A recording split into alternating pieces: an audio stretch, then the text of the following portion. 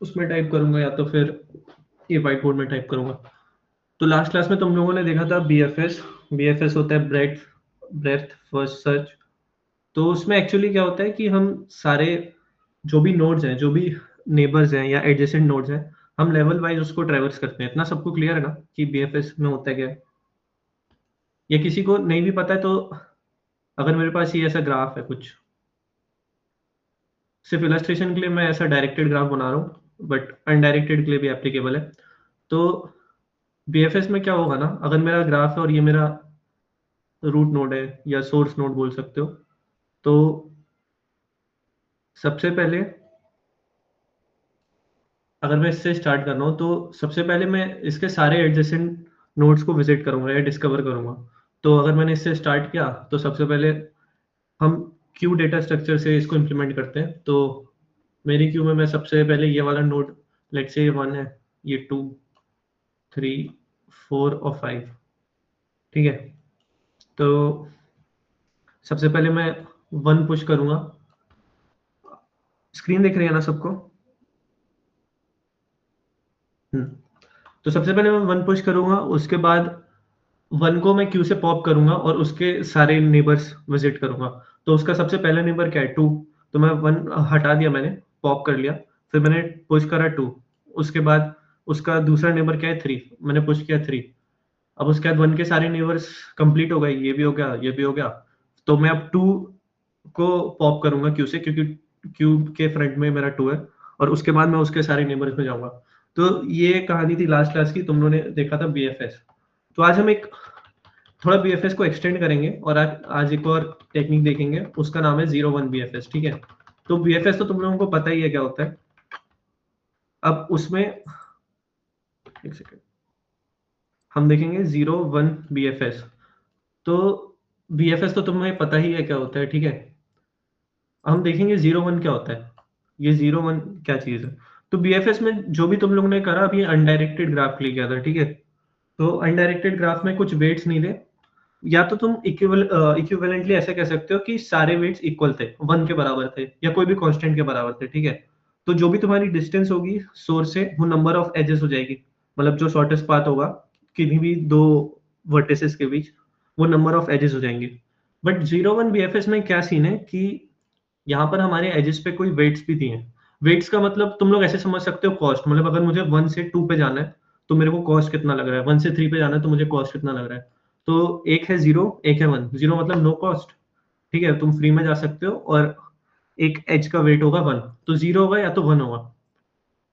1 की जगह कोई कांस्टेंट भी हो सकता है, बट वो कांस्टेंट हर जगह होगा, जहां जहां 1 है वहां वहां वो कांस्टेंट के होगा। बट आइडिया तो हम 01 से लेते हैं। तो अब तुम लोग एक बात बताओ, अगर सिर्फ पहले नॉर्मल बीएफएस की बात करते हैं, ठीक है। तो मान लो तुम्हारा कोई इंटरमीडिएट स्टेट था क्यू का, कोई से नोट्स, अभी इस वाले ग्राफ की बात नहीं कर रहे हैं, एक ऐसी सिंपल एग्जांपल में मेरे को एक चीज डिस्कस करनी थी। तो मान लो तुम्हारे क्यू का इंटरमीडिएट स्टेट है कुछ ऐसा, मतलब ये फ्रंट है क्यू का, फ्रंट वाली साइड है और ये बैक वाली साइड है। तो नॉर्मल बीएफएस में जब तुम इस नोड पे आओगे, तो तुम इस नोड के लिए तुम एक चीज तो कह सकते हो, वो ये है कि जो भी इसके पेरेंट की, जिस भी पेरेंट से यहाँ पुश हुआ है, जो भी इस पेरेंट की डिस्टेंस हुई, इसके पेरेंट की डिस्टेंस थी सोर्स से, अगर मैं उसमें 1 ऐड कर दूं तो मुझे इस नोड की डिस्टेंस मिल जाएगी, ये नोड नंबर 4 की। ये तो सबको लास्ट क्लास में बताया होगा। ये क्लियर है सबको? लाइक कर दो सब लोग अगर क्लियर है तो, ठीक है।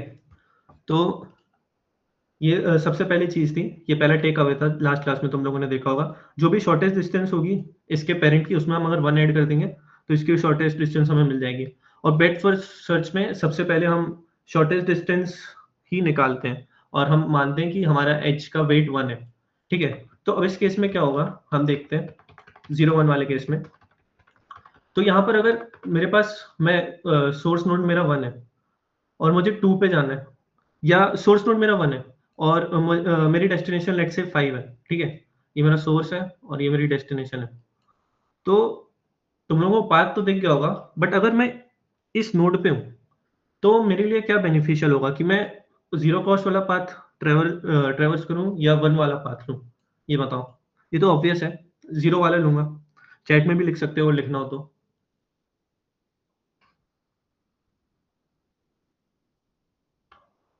मेरा क्वेश्चन क्लियर है? ठीक है। तो अगर मुझे कोई पॉसिबिलिटी मैं किसी भी नोड पे हूँ, तो फिर मैं ये देखूँगा मैं मिनिमम कॉस्ट वाले पे जाऊँ और यहाँ पर 2 ही कॉस्ट हैं, 0 है और 1 है, ठीक है? तो मैं क्या चाहूँगा मैं सबसे पहले 0 वाले पे जाऊँ, फिर मैं 2 पे आ गया। फिर 2 पे तो दोनों 1 है, तो फिर मैं सीधा 5 पे मेरे को जाना है तो मैं ये वाली एज ले लूँगा, यहाँ वाली, ठीक है? अगर मैं यहाँ पर जाता 1 से 3 पे जाता, तो मेरा कॉस्ट क्या होता? 1 फिर उसके बाद 3 से मैं 2 पे आता 0 और 2 से 5 पे 1 तो 1 + 0 + 1 ये हो गया मेरा कॉस्ट 2 और अगर तुम पहला वाला पाथ देखो 0 + 1 तो ये क्या हो गया कॉस्ट 1 ठीक है? तो ये छोटा वाला पाथ हो गया। यहाँ पर तो तुम लोगों को दिखाई दे रहा है कि मैं 0 ले लूँगा या 1 ले लूँगा। बट हो सकता है कोई ऐसा केस हो कि यहाँ इंटरमीडिएट है, तो मैं मतलब ग्राफ्स तो बहुत बड़े-बड़े होंगे ना, ये तो एक छोटा एग्ज़ाम्पल था। बट कोई इंटरमीडिएट सिचुएशन है और तुम्हें पता नहीं है कि यहाँ पर अगर इसके पैरेंट की इन्फॉर्मेशन जैसे ये 1 वाली एज से आ जाता है या 0 वाली एज से, ठीक है? हो सकता है कि ये जिस एज से है उसका वेट 1 हो, ये जिससे है उसका 1 हो, ये भी 1 हो, ठीक है? अब मैं बीएफएस से क्या करूँगा? फॉर एग्ज़ाम्पल ये मेरी इंटरमीडिएट स्टेट है, ठीक है? ये मेरी इंटरमीडिएट स्टेट है और मैं इस वाले नोड पे हूँ। मतलब ये कोई ऐसा ग्राफ है मैं अब इस नोड पे आ गया हूँ, तो मैं क्या करूँगा अगर मुझे 2 पे जाना है, तो मैं 1 के सारे नेबर्स सबसे पहले देखूँगा और मैंने देखा सबसे पहला नेबर 2 है, तो 2 को मैं लास्ट में पुश कर दूँगा क्योंकि ये मान लो 2 की जगह ये 8 होता फॉर एग्ज़ाम्पल।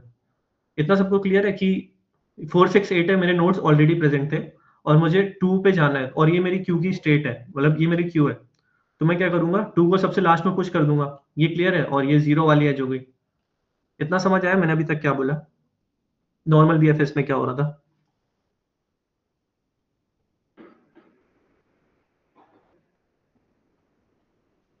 अच्छा मैं फिर से बता देता हूँ रुको। मैं बोल रहा हूँ कि ये मेरी क्यू की फिर से मैं बना देता हूँ। मेरी कोई क्यू है और उसकी इंटरमीडिएट स्टेट है मतलब ये कोई ग्राफ की इंटरमीडिएट स्टेट है और मैं ऑलरेडी ये नोड्स जो है मेरी क्यू में प्रेजेंट है मतलब इनके पेरेंट्स में विजिट कर चुका हूँ सपोज और फिर मैं उस ग्राफ को ट्रेवर्स करते करते आया एक ऐसी वर्टेक्स पे जिसका नंबर है 1 तो मैं जब 1 पे आऊंगा तो और मैं 1 के बीएफएस 1 पे लगाऊंगा ये नोड नंबर 1 पे तो फिर उसके जो भी नेबर्स है मैं सबसे पहले उसको ट्रेवर्स करूंगा तो उसका सबसे पहला नेबर है 2 तो मैं 2 को सबसे लास्ट में पुश कर दूंगा ठीक है फिर उसके बाद इसका दूसरा नेबर क्या है 3 फिर मैं 3 को सबसे लास्ट में पुश कर दूंगा और अब मैं आऊँगा तो नेक्स्ट नोड मेरे को 4 देखना होगा, 4 के सारे नेबर्स, कोई सा एक ग्राफ रहा होगा। ये इतना क्लियर है सबको कि क्या हो रहा है? नॉर्मल बीएफएस में क्या करते हैं हम? लास्ट में क्योंकि लास्ट में पुश कर देते हैं, ठीक है? बट ना अगर इस केस में देखो अब हमारे पास जो है ना एजेस जो हैं वो वेटेड है। जो नॉर्मल बीएफएस होता था उसमें सिर्फ 1 था एज का वेट, ठीक है? या अनवेटेड बोल लो। तो उसमें ये चीज़ काम कर जाती थी कि मैं लाइन से क्यू के फ्रंट से मैं पुश करते हूँ क्यू के फ्रंट से मैं पॉप करते हूँ और बैक से मैं पुश करते हूँ। बट बट अब यहाँ पर क्या केस है कि यहाँ पर मेरा एक एज है जिसका कॉस्ट छोटा है। मेरे को पता नहीं है इसका कॉस्ट 1 हो सकता था, इसका भी 1 था। मुझे उसकी इन्फॉर्मेशन नहीं है। तो मैं क्या करूँगा, मैं चाहता हूँ जब भी मैं 0 वाली एज एनकाउंटर करूँ ना, 0 वाली एज, तो वो जो भी नोड है वो मैं क्यू के फ्रंट में पुश कर दूँ, ठीक है? तो ये 2 को पीछे ना पुश करके अगर मेरी स्टेट ऐसी थी 4, 6, 8 ठीक है? तो मैं 2 को पीछे ना पुश करके मैं आगे पुश कर दूँ।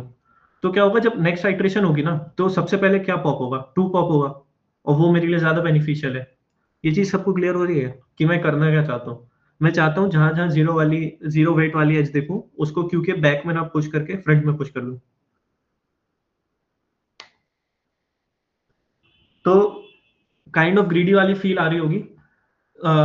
अच्छा तो ये बात बताओ, क्यू से तो मैं ऐसा नहीं कर सकता हूँ कि मैं फ्रंट में भी पुश कर दूँ या बैक में भी पुश कर दूँ। तो ऐसा क्या था क्यू का वेरिएशन जो डबल साइडेड था? मतलब मैं आगे से भी पुश या पॉप कर सकता हूँ, पीछे से भी। डीक्यू था, ठीक है। तो काफ़ी लोगों को पता है डीक्यू, जिनको नहीं पता है तो बेसिकली डीक्यू एक क्यू ही होता है। उसमें हम उसमें फ्रंट से भी पुश कर सकते हैं, बैक से भी और पॉप ऑपरेशंस भी फ्रंट या बैक में से कर सकते हैं, ठीक है। तो फिर बस यही आइडिया है मेरा तो जैसे ही अगर मैं कोई भी एज मेरे को ऐसी मिली जिसका वेट 0 है, तो मैं उसको क्यू के फ्रंट में पुश कर दूँगा। तो इस केस में मैंने 2 को पुश कर दिया फ्रंट पे। और जैसे कोई एज मेरे को मिली जिसका वेट 1 है, तो उसको मैं क्यू के बैक में पुश कर दूँगा। और मान लो अगर 2 से कोई ऐसी एज होती, एक होती 0, ये वाला ग्राफ भूल जाओ। एक होती 0 जो 4 पे जा रही है और एक होती 1 जो आ रही है 5 पे, ठीक है? अब मैं 2 को 2 पे आया, तो जो भी डिलीशन होगा वो तो फ्रंट से ही होगा, ठीक है? तो मैंने 2 को मैंने पॉप कर लिया। अब 2 के मेरे को नेबर्स देखते हैं, तो एक 4 है और एक 5 है। तो 4 कहाँ आएगा? 4 आ जाएगा सबसे आगे और 5 आ जाएगा पीछे। तो ये क्लियर हो गया मैं कर क्या रहा हूँ? अगर 0 वाला आ रहा है तो उसको फ्रंट से पुश कर दो और 1 वाला है तो बैक से, ठीक है? तो चलो इसी पे ना एक क्वेश्चन करते हैं, क्वेश्चन से और ज़्यादा क्लियर होगा तुम लोगों को। मैं क्वेश्चन पेस्ट कर देता हूँ डॉक में। सब लोग डॉक ओपन कर लो। जिसके पास डॉक नहीं है, मैं वैसे यहाँ पर भी पेस्ट कर देता हूँ प्रॉब्लम। तो एक बार प्रॉब्लम स्टेटमेंट खोल लो तुम लोग। 2 मिनट लो, प्रॉब्लम स्टेटमेंट समझो 2 या 3 मिनट में, फिर हम डिस्कस करते हैं, ठीक है?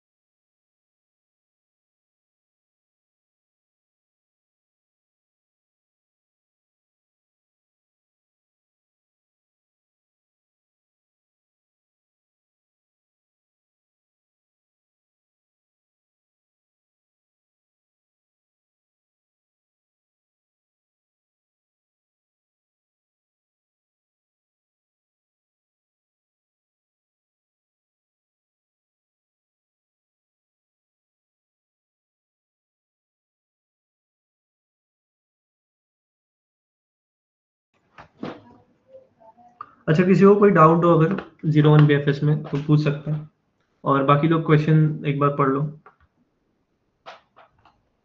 क्वेश्चन पढ़ लिया होगा सबने शायद। 1 मिनट और लेना हो तो ले सकते हो।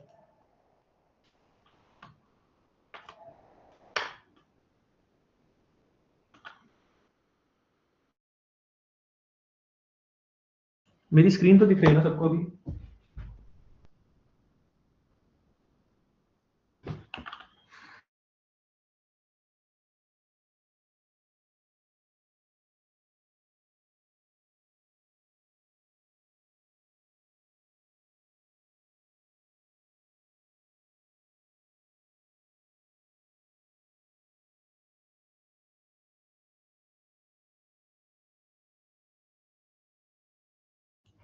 चलो अच्छा, हम डिस्कस करते हैं प्रॉब्लम। किसी को कोई पहले प्रॉब्लम समझाना चाहेगा, प्रॉब्लम में हो क्या है? कोई भी एक माइक ऑन करके बोल सकते हो।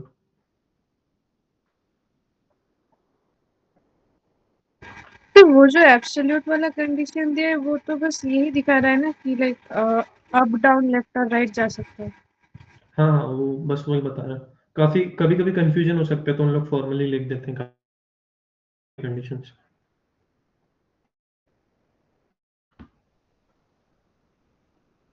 चलो अच्छा, मैं ही बता देता हूँ क्या हो रहा है प्रॉब्लम में। तो सबसे पहली चीज जो है, हमको एक एक आदमी है, आदमी का नाम ये है।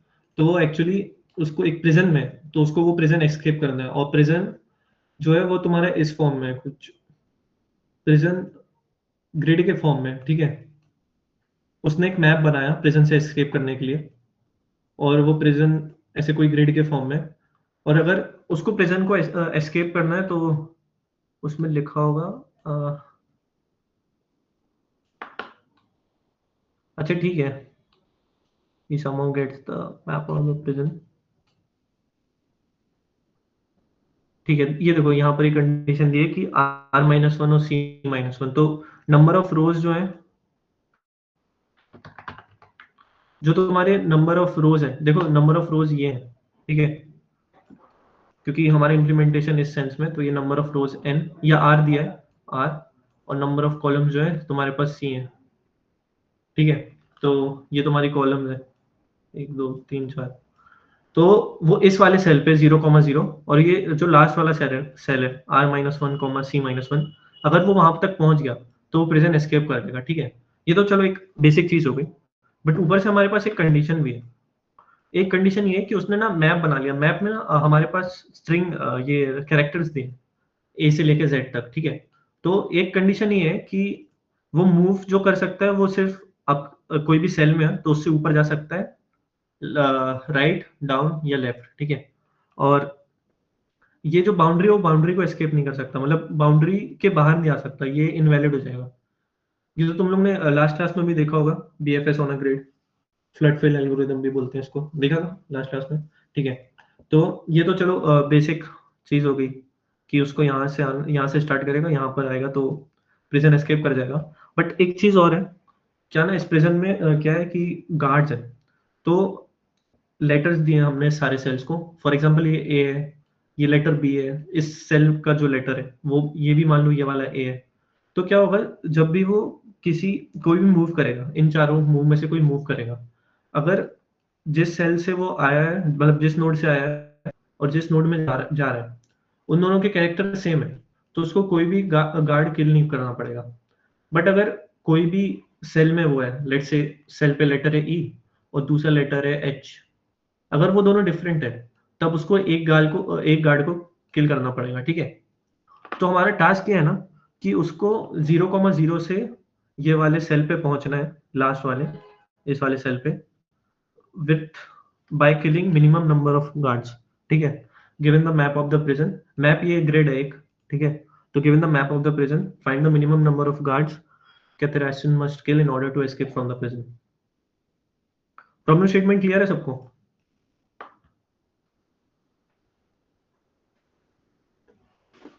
तो तुम्हें ग्रिड के कारण कुछ ग्राफ जैसा सो दिख गया होगा, एटलीस्ट इतना दिखा होगा तुम लोगों को कि अगर नॉर्मल होता, अगर कुछ ये कंडीशन होती ही नहीं, ए बी सी डी वाली कुछ नहीं होती, तो नॉर्मली तुम लोग तो निकाल ही लेते। वैसे वो तो मैथमेटिकली भी निकल आएगा कि तुम्हें यहाँ पर जाना है।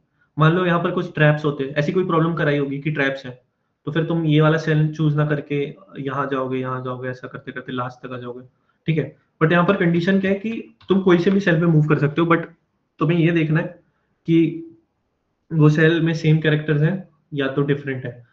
तो तुम क्या चाहोगे, अगर 0 से R-1, C-1, तुम्हें शॉर्टेस्ट पाथ नहीं चाहिए, ये चीज ध्यान से सुनना, ठीक है। तुम 0,0 से R-1, C-1 पे आ रहे हो ना, तो तुम्हें शॉर्टेस्ट पाथ नहीं चाहिए, तुम्हें ऐसा पाथ चाहिए जिसमें मिनिमम नंबर ऑफ गार्ड्स तुम्हें किल करने पड़े। हो सकता है कि वो पाथ ऐसा कुछ हो, यहाँ से आए, this is not the shortest path, but जो प्रॉब्लम स्टेटमेंट में हमें पूछा है वो उसको ओबे कर रहा है, ठीक है। हमें मिनिमम नंबर ऑफ गार्ड्स किल करने।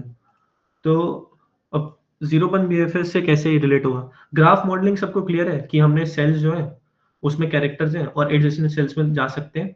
तो देखो, ये वाली जो चीज है ना, A, यहाँ पर गार्ड किल नहीं करना है, तो मैं इसको बोल सकता हूँ कि यहाँ पर 0 कॉस्ट लगा, मतलब एक भी कार्ड को किल नहीं किया। और ये वाली कंडीशन जहाँ पर डिफरेंट कैरेक्टर्स है, मैं बोल देता हूँ कि एक गार्ड को किल किया, तो तुम्हें 0 1 जैसा कुछ दिखाई देने लगा है? दिख रहा है अभी सबको? ठीक है। तो अब तो ये हमारा 0 1 बीएफएस जैसा ही हो गया। तो मुझे क्या बताना है, अब ये प्रॉब्लम किस में रिड्यूस हो गई, ये जो भी कहानी थी ना इतनी बड़ी, ये सिंपल, तुम्हें एक सोर्स वर्टेक्स दिया है एस जो है 0,0, वो फिक्स्ड है, और तुम्हें डेस्टिनेशन वर्टेक्स दी है, वो क्या है R-1, C-1, और जो भी तुम्हारी एजेस है ना, एजेस तुम्हें खुद से कंस्ट्रक्ट करनी है।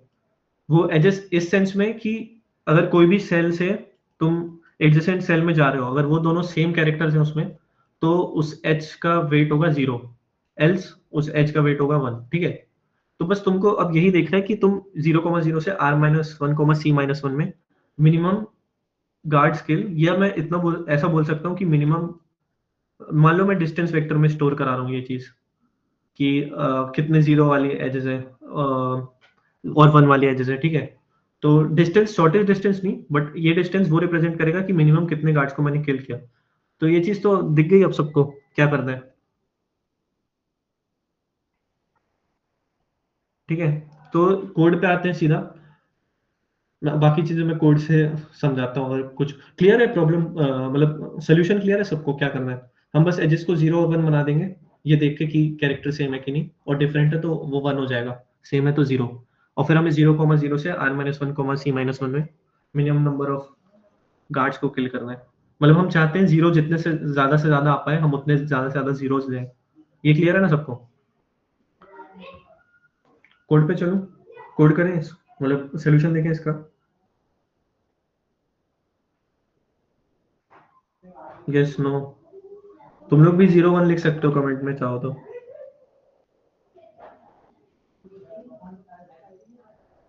ठीक है, तो सबसे पहली चीज इनपुट। इनपुट क्या था? इनपुट में r कॉमा सी था, बट मैं n कॉमा m लेना चाहता हूँ। ठीक है, तो वो मैटर नहीं करता है। ठीक है, और दूसरी चीज क्या थी? तुम्हें एक ग्रिड दिया, ठीक है? तो ग्रिड क्या है? जो उसमें n कॉमा n कैरेक्टर्स है। ये जो तुम्हारी ग्रिड है ना, ये ग्रिड है तुम्हारी जैसे। ठीक है, तो ये n कॉमा m कैरेक्टर्स है। या मैं ऐसा बोल सकता हूँ कि तुम्हारे पास n स्ट्रिंग्स है m लेंथ की। ये भी बोल सकता हूँ मैं कि तुम्हारे पास n स्ट्रिंग्स है m लेंथ की। तो मैं ऐसा इसको एक वेक्टर स्ट्रिंग बना सकता हूँ। अच्छा, किसी को कोई भी डाउट हो तो बीच में माइक ऑन करके बोल सकते हैं, ठीक है? क्योंकि मैं स्क्रीन में वापस बार बार नहीं आ रहा हूँ। ठीक है, तो अभी तो हम बेसिक इनपुट ले रहे हैं। फिर नंबर ऑफ टेस्ट केसेस थे वो मैंने यहाँ ले लिया। उसके बाद मैं जो भी सबसे पहले ग्रेड है उसको मैं कंस्ट्रक्ट करूंगा।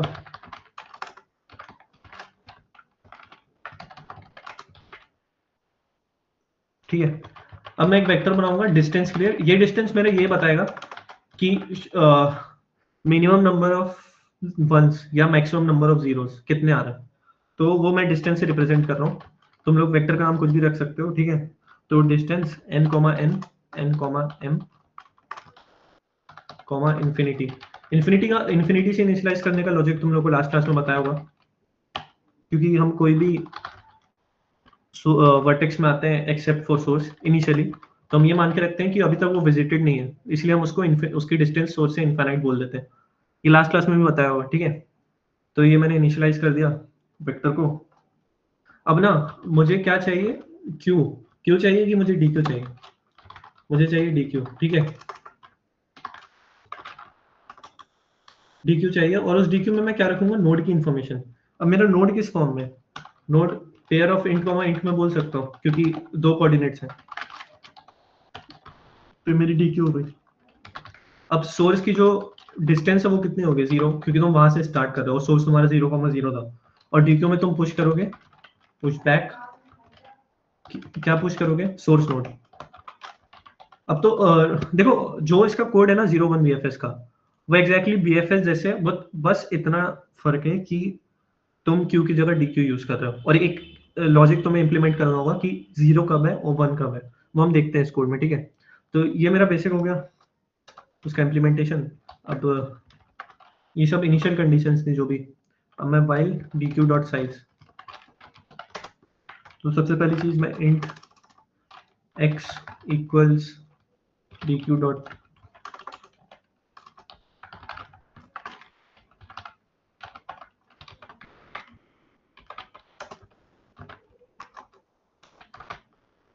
तो ये मेरा करंट नोड हो जाएगा जिसमें मैं हूँ D Q dot front dot second X comma Y.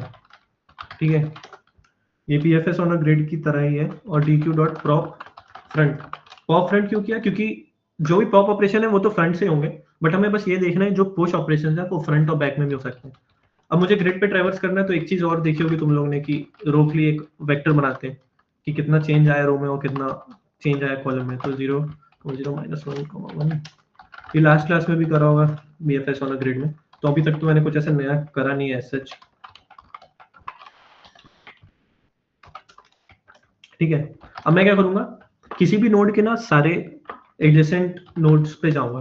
तो उसके लिए मैं ये इस वाले वेक्टर की हेल्प लूंगा।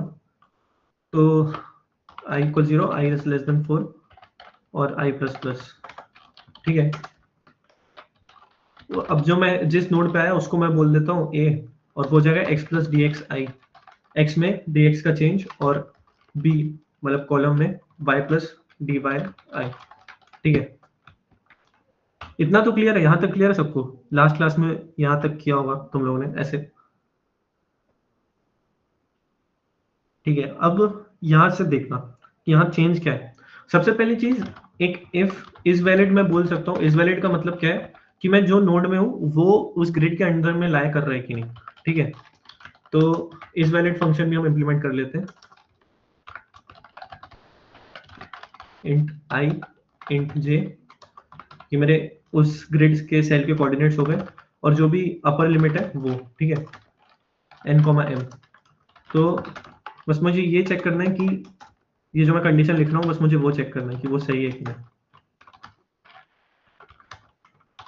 आई होप कि सबको कंडीशन क्लियर होगी कि मैं लिख क्या रहा हूँ यहाँ पर। जो भी मेरी रो है वो 0 से n के बीच में होनी चाहिए और कॉलम है, कॉलम का कोऑर्डिनेट वो 0 से m के बीच में होना चाहिए। ठीक है, तो सबसे पहले तो मैं देखूंगा कि a कॉमा b वैलिड है कि नहीं। हो सकता है ना मैं बाहर चले जाऊं, अगर वो वैलिड है तो सबसे पहली चीज मैं क्या करूंगा, मैं ये वाली कंडीशन करूंगा कि जिस नोड से मैं आ रहा हूँ और जिस नोड पे मैं आ रहा हूँ, ठीक है, अगर वो दोनों नोड्स इक्वल है। इक्वल का मतलब क्या है, मैंने कैरेक्टर स्टोर कराया था ना यहाँ पर, जब मैं ले रहा था तो मैंने कैरेक्टर स्टोर कराया था। तो अगर वो दोनों नोड्स के कैरेक्टर इक्वल है तो ये कौन सी वाली कंडीशन हुई, 0 वाली कि 1 वाली? 1 वाली। ठीक है, तो अगर कैरेक्टर्स इक्वल है तो मुझे कोई कॉस्ट नहीं लगेगा। तो उसके लिए मैं ये कंडीशन टेस्ट कर सकता हूँ कि जिस नोड पे मैं आ रहा हूँ उसकी डिस्टेंस अगर बड़ी है, डिस्टेंस x, y प्लस इसका वेट क्या था। नॉर्मल वीएफएस में तुम यहाँ 0 की जगह 1 लिखते हैं क्योंकि तुम्हें डिस्टेंस 1 से बढ़ानी है, बट ये सेम है तो ये नो कॉस्ट वाली कंडीशन है, 0 वाली। ठीक है, तो मैं यहाँ चेक कर रहा हूँ कि मैं जिस नोड से आ रहा हूँ उसकी डिस्टेंस प्लस 0, अगर ये वाली डिस्टेंस तब भी उससे बड़ी है ना, तो इसका मतलब क्या है, मैंने उससे छोटा पार्ट तो ढूंढ लिया है, वो ये वाला पार्ट है। तो उसमें मैं डायरेक्टली ये कर दूंगा। मैं सिर्फ 0 इसलिए लिख रहा हूँ, मतलब समझाने के लिए लिख रहा हूँ 0, तुम लोगों को लिखने की जरूरत नहीं है। अब बताओ, मैंने 0 वाली कंडीशन है तो डीक्यू के फ्रंट में पुश करूंगा कि बैक में?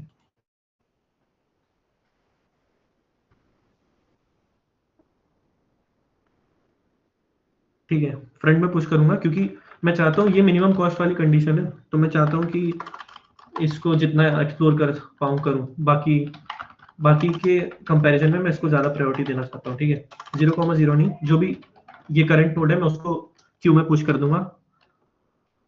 ठीक है, वरना क्या कंडीशन हो सकती है मेरी, एल्स इफ मेरी कंडीशन ये हो सकती है कि इसको मैं कॉपी, चलो लिख ही देता हूँ। अब जो मेरा जिस नोड में हूँ और जिस नोड में मैं जा रहा हूँ वो दोनों इक्वल नहीं है, तब उस केस में क्या होगा, ये 1 वाली कंडीशन हो जाएगी। ठीक है, तो मेरा एक कॉस्ट मेरे को ऐड करना होगा। ये दिख रहा है तुम लोग को 1 वाली कंडीशन, अगर ये जिस जिस नोड पे मैं जा रहा हूँ उसकी डिस्टेंस इस डिस्टेंस से भी बड़ी है तो एटलीस्ट मैं ये बोल सकता हूँ कि ये वाली डिस्टेंस से उसको थोड़ा छोटा कर सकते हैं हम। तो x, y प्लस 1 वाली कंडीशन हो गई। अब बताओ यहाँ पर क्या आएगा, पुश फ्रंट आएगा कि बैक आएगा? ये 1 वाली कंडीशन है।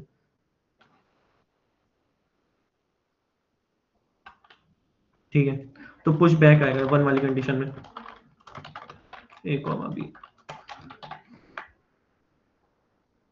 कुछ बचा है क्या? ठीक है, बस फाइनली मेरा ये बचा है, जो मेरा आंसर होगा वो क्या होगा, सी out distance of n-1, m-1। ठीक है, तो एक बार कर लेते हैं ये सारे कॉपी, देख लेते हैं कुछ एरर आ रहा है कि नहीं। लॉजिक तो सबको क्लियर है गैस कि हमने क्या किया। बेसिक तुम्हारा जो ग्रिड में बीएफएस करते थे बस हमने वही किया है, उसको थोड़ा सा ट्विक किया 1 और 0 के लिए। ठीक है, इसको रन करके देखते हैं।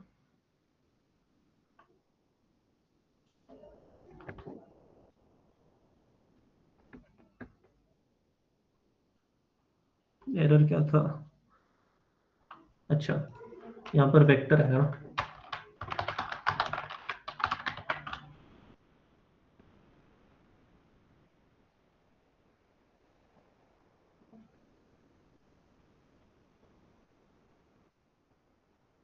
किसी को कुछ दिख रहा है क्या, गलती कहाँ पर है? सर वो डिफाइन किया ना INF, उसके बाद वो ऊपर ऊपर अच्छा ठीक है, समझ गया।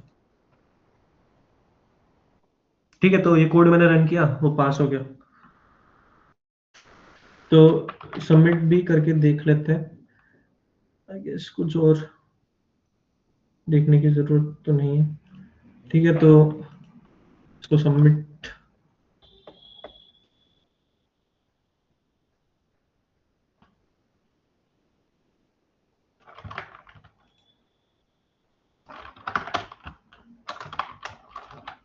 अच्छा, मैं सबमिट करता हूँ, तब तक तुम लोग ये वाली प्रॉब्लम ट्राई करो एक बार।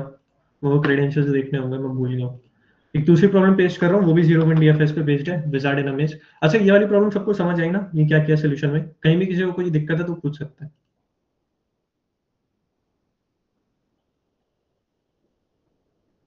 अगर क्लियर है तो 1 लिख दो या थम्स अप दे दो।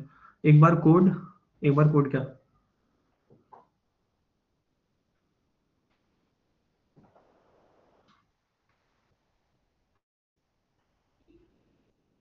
अच्छा, कोड समझा दूँ, ठीक है। तो यहाँ पर ना सबसे पहले मैंने स्ट्रिंग में इनपुट लिया था, मतलब स्ट्रिंग के फॉर्म में। तो मेरे पास, मैंने माना है कि n मेरे पास स्ट्रिंग्स दिए हैं मेरे को, कैरेक्टर्स है उसमें ए बी सी डी, ए से जेड तक, ठीक है। और फिर मैंने एक डी क्यू इनिशियलाइज करी, पेयर इंट कॉमा इंट, क्योंकि मेरे पास 2 डायमेंशनल कोऑर्डिनेट्स हैं, एक्स कॉमा वाई। अब सबसे पहले जो डिस्टेंस थी ना मेरी, मैंने ऐसा माना कि ये जो डिस्टेंस वेक्टर है वो सोर्स से बाकी नोड्स की डिस्टेंस बताता है। तो पहले मैंने इन्फिनिटी से इनिशियलाइज कर लिया, क्योंकि मैंने ऐसा माना है कि अभी तक डिस्कवर नहीं हुए सारे नोड्स। अब बाकी जो है ना, तो सोर्स, बस सोर्स है जो सबसे पहले आइट्रेशन में डिस्कवर्ड होगा, इसलिए मैंने उसकी डिस्टेंस 0 कर दी। और तुम वहां क्यू डॉट पुश करते होगे 0,0, यहाँ पर मैंने D Q dot push back किया 0,0। अब ये वाली जो चीज है, ये 2D ग्रिड में ट्रैवर्स के लिए यूज होता है, कि तुम्हें एक्स रो में कितना चेंज करना है, 1 का, 0 और 1 का, या 1 और 0 का। तो एडजेसेंट सेल्स में जाने के लिए अप डाउन लेफ्ट राइट। तो ये 4 कॉम्बिनेशन है, क्योंकि अप डाउन लेफ्ट राइट, जो कि अप डाउन लेफ्ट राइट को करस्पॉन्ड करते हैं, ठीक है। तो अब मैं क्या करूंगा, मैं जब तक मेरी डी क्यू एम्प्टी नहीं होती, ये कोड रन कराऊंगा। ये सब तुम्हारा BFS वाला कोड ही है, सिंपल, ठीक है। तो मैंने सबसे पहले एक्स को लिया, वाई को लिया, और अब यहाँ पर ना मैं सारे उसके नेबर्स पे जाना चाहता हूँ। उसके 4 नेबर्स होंगे ना एट मैक्स, किसी भी सेल के। इतना क्लियर है ना कि उसके 4 नेबर्स होंगे, ये जैसे, ठीक है। तो अब मैं उसके नेबर्स जाना चाहता हूँ, तो मैं सबसे पहले करंट जो भी नोड है उसमें डी एक्स आई मतलब 0 1 2 3, यहाँ से ये यहाँ पर ट्रेवर्स होगा। तो 0 मतलब x+0 हो गया, और y+1। इसका मतलब क्या हो गया कि रो में 0 चेंज है और कॉलम में 1 का चेंज है। तो ये वाला हो गया, वो राइट जाना है मुझे। रो में 0 का चेंज और कॉलम में 1 का चेंज, ठीक है। वैसे ही यहाँ अगर मुझे ऊपर जाना है, तो रो में -1 का चेंज और कॉलम सेम ही कॉलम है, तो 0 का चेंज। तो ऐसे ही मैं सारे पॉसिबिलिटीज ट्राई आउट कर रहा हूँ ये यूज करके, इसलिए मैंने एक फॉर लूप लगाया, ठीक है। तो ये चीज हो गई। अब मैं क्या कर रहा हूँ, अब मैं किसी नोड पे आया a, b, तो मुझे ये भी तो देखना है कि वो ग्रिड में लाई कर रहा है कि नहीं, है ना। अगर वो ग्रिड के बाहर हुआ, तो वो तो इनवैलिड है, मैं बाउंड्री के बाहर तो नहीं कूद सकता हूँ। तो वो कंस्ट्रेंट्स में चेक कर रहा हूँ कि वो इन कंस्ट्रेंट्स में लाई कर रहा है कि नहीं। यहाँ तक क्लियर है? ठीक है। अब आगे ना मैं क्या किया कि जो जिस नोड में हूँ मैं, एक्स कोमा वाई पे हूँ, एक्स कोमा वाई से मैं a, b पे जा रहा हूँ। तो मैं ये चेक कर रहा हूँ कि मुझे कितना कॉस्ट देना पड़ेगा। तो कॉस्ट वाली कंडीशन या तो 0 थी या तो 1। तो अगर सेम है, ये तो क्वेश्चन में मेंशन था, ठीक है। क्वेश्चन में ये मेंशन था कि अगर मैप मैप का मतलब जो भी कैरेक्टर्स हैं अगर वो सेम हो, x1, y1, और जो तुम जिस भी नोड में जा रहे हो x2, y2, तो ये मेरा xy है और ये मेरा a, b है, ठीक है। तो तुम 0 वाली कंडीशन अप्लाई करोगे, तुम बिना किसी गार्ड को मार के आगे जा सकते हो। तो मैं बस वही टेस्ट कर रहा हूँ कि अगर ये 0 वाली कंडीशन है और उसकी डिस्टेंस जो है, अभी तक मैंने जो भी रिकॉर्ड करी है डिस्टेंस a, b की, वो xy से बड़ी है, तो मैं उसकी डिस्टेंस को कम कर सकता हूँ एटलीस्ट। जो भी xy की डिस्टेंस होगी वही ab, ठीक है। और मैंने वो उसकी डिस्टेंस अपडेट कर दी और मैंने उसको पुश कर दिया, क्योंकि अब इसकी डिस्टेंस अपडेट हुई है ना। तो हो सकता है कोई प्रीवियस इटरेशन में, मतलब कोई बड़ी डिस्टेंस रिकॉर्ड हो गई हो, तो मैंने वो बड़ी डिस्टेंस को ओवरकिल करने के लिए मैंने वापस से इसको क्यू में पुश कर दिया फ्रंट में, क्योंकि अब इसकी 0 थी, इसका वेट 0 था, तो पॉसिबिलिटी है कि अब कम हो जाएँगे बाकी के भी, जो भी वेट्स रहेंगे, बाकी की जो भी कॉस्ट रहेंगे वो भी कम हो जाएँगे, इसलिए मैंने इसको फ्रंट पे पुश कर दिया। अब सिमिलर कंडीशन है, अगर इक्वल नहीं है एक्स वाई और ये ए बी, तो मुझे एक गार्ड को मारना पड़ेगा और मैं डिस्टेंस वैसे ही अपडेट कर रहा हूँ, सेम सिमिलर लॉजिक है। ये distance A comma B equal distance X plus Y, X comma Y plus 1, और फिर मैं उसको बैक में पुश करूँगा, क्योंकि 0 वाले को मैं ओवरराइट नहीं कर सकता, मैं उसको बैक में, उसको बाद में डील कर लूँगा। मेरे को जो भी अगर मुझे करना है, अगर मैं ग्रीडीली चाहूँ तो मैं सबसे पहले 0 वाले को टेस्ट करूँगा, 1 वाले को तो बाद में भी कर सकता हूँ, तो इसलिए मैंने उसको लास्ट में डाल दिया। इतना क्लियर है? और फिर इन द एंड तुम्हें तुम्हारा आंसर मिल जाएगा। ठीक है? एक आई गेस मैंने डॉक में पेस्ट कर दिया ना? ये लोग तुम लोगों ने पढ़ लिया, 1 मिनट और ले लो, और जिसको डाउट था वो अभी उसने पढ़ा नहीं होगा, तुम भी पढ़ सकते हो। ये वाला क्वेश्चन विज़ार्ड इन अमेज़।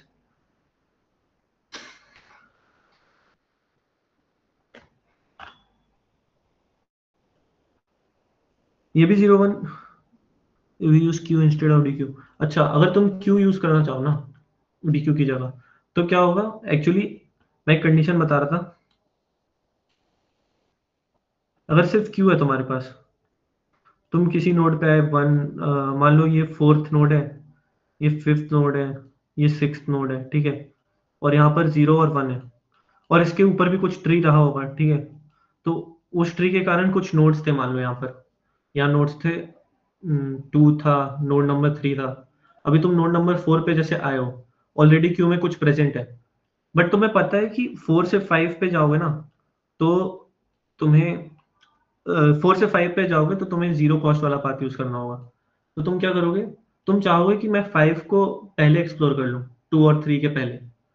तो मैं 5 को फ्रंट में पुश करना चाहूँगा। अगर तुम क्यू यूज़ करते ना, क्यू में सिर्फ़ 2 ऑपरेशन पॉसिबल हैं, या तो बैक में पुश करो, या तो फ्रंट से पॉप करो।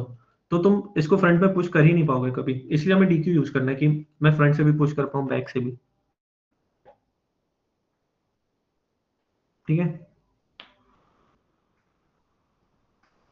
तो ये वाला प्रॉब्लम पढ़ लिया होगा तुम लोगों ने। जिसने भी पढ़ा मैं बता देता हूँ प्रॉब्लम में क्या हो रहा है। एक बार मैं भी पढ़ देता हूँ फटाफट। सर, हुँ।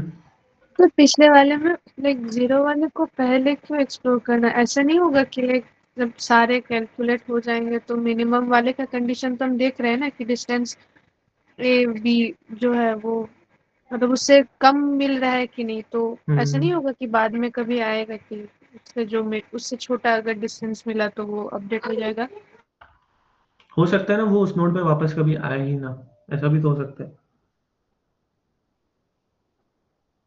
और अगर मान लो मतलब उस नोड पे आ रहा है, जैसे कोई साइकिल है या कुछ है, वो उस नोड पे मान लो कभी वापस आ रहा है, हम साइकिल्स की बात आगे करेंगे, तो उसमें ऑलरेडी कोई मतलब कोई ज़्यादा डिस्टेंस वाला रिकॉर्ड हो चुका हो। तो इसलिए मैं चाह रहा हूँ, मैं उसको प्रायोरिटाइज़ कर रहा हूँ। ये चीज़ ना तुम लोगों को उसमें भी क्लियर होगी, जब हम डाइक्स्ट्रा पढ़ेंगे, वो आई गेस नेक्स्ट क्लास में। तो वहाँ पर तुम्हें क्लियर होगा कि हम पे सबसे पहले ये जो है ना 01 बीएफएस, ये एक्चुअली बीएफएस नहीं है, ये डाइक्स्ट्रा का एक सिम्प्लीफाइड वर्ज़न है। डाइक्स्ट्रा एल्गोरिदम हम अगले उसमें बताएँगे क्या होता है।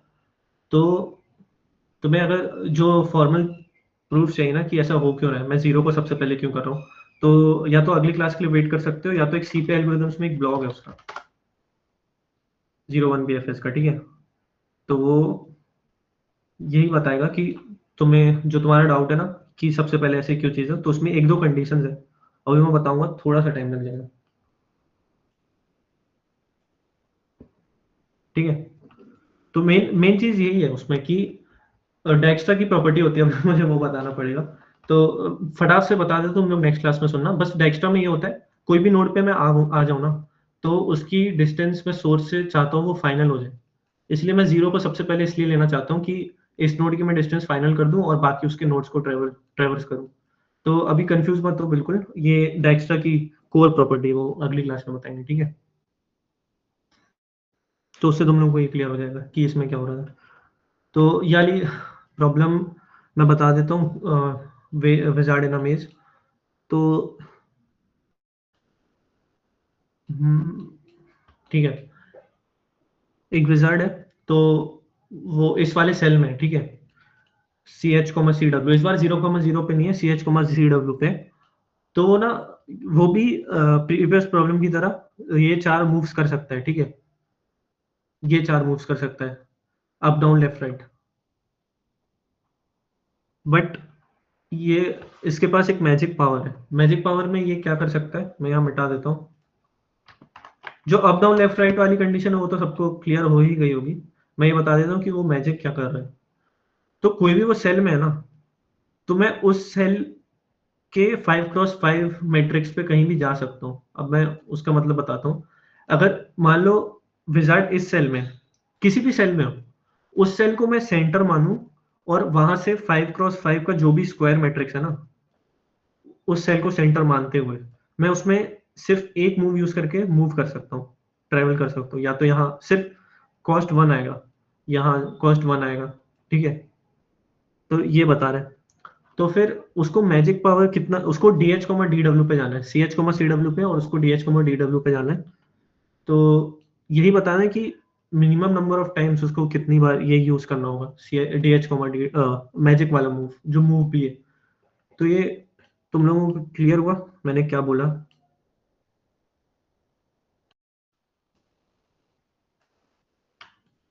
प्रॉब्लम क्लियर हुई? प्रॉब्लम ये बोल रही है कि अगर, तो मैं इसको ग्राफ की तरह कैसे मॉडल कर सकता हूँ, उसी से प्रॉब्लम समझाता हूँ।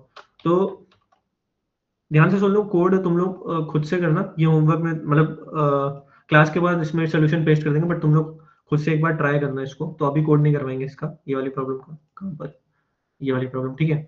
तो वो बोल रहा है मैं इसको ग्राफ की तरह ऐसे मॉडल कर सकता हूँ कि मैं किसी नोड पे भी हूँ ना, तो फिर अगर मैं मैजिक यूज कर रहा हूँ तो मैं और कोई दूसरे नोड पे जा रहा हूँ। फॉर एग्जाम्पल इस वाले नोड से, लेट से मैं ये वाले नोड पे जा रहा हूँ।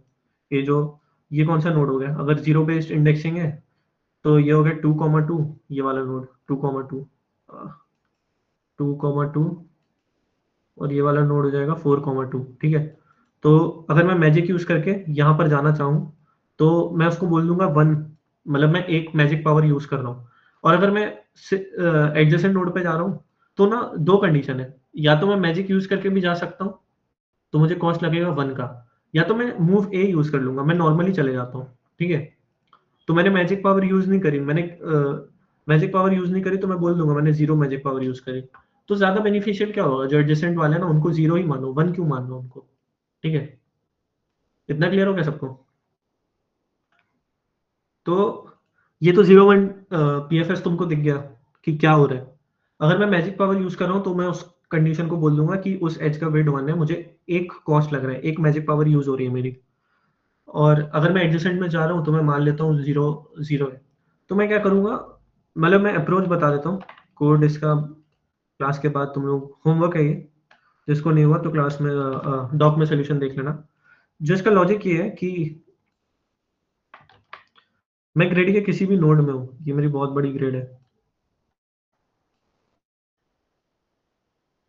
मैं कोई से भी नोड में हूँ, सपोज मैं इस नोड पे हूँ, तो मैं क्या करूँगा, सबसे पहले ना मैं एक तो ये पॉसिबिलिटी देखूंगा जीरो वाली कि मैं इसके अप, राइट, डाउन या लेफ्ट पे जा रहा हूँ जीरो कॉस्ट यूज करके।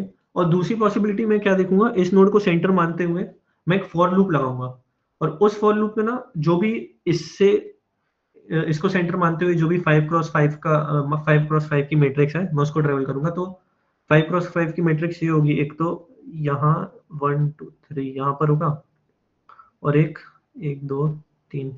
अब ये वाली चीज तो मैं नहीं कर सकता क्योंकि वो बाउंड्री से बाहर चले जाएगा, हमें ये भी ध्यान रखना है कि वो बाउंड्री से बाहर ना जाए, ठीक है? तो मैं एक लूप लगाऊंगा, किसी भी सेल से दो चीजें करूंगा, एक तो अप डाउन लेफ्ट राइट चले जाऊंगा, और दूसरी चीज मैं एक लूप लगा सकता हूँ। वो लूप में क्या होगा कि मैं जो भी उससे 5x5 वाले स्क्वायर मैट्रिक्स है उसकी दूरी पे, मतलब दो ऊपर, दो नीचे, दो बाजू में, फिर एक बाजू में, और यहाँ पर भी जो डायगोनल है ये वाला, ऐसे।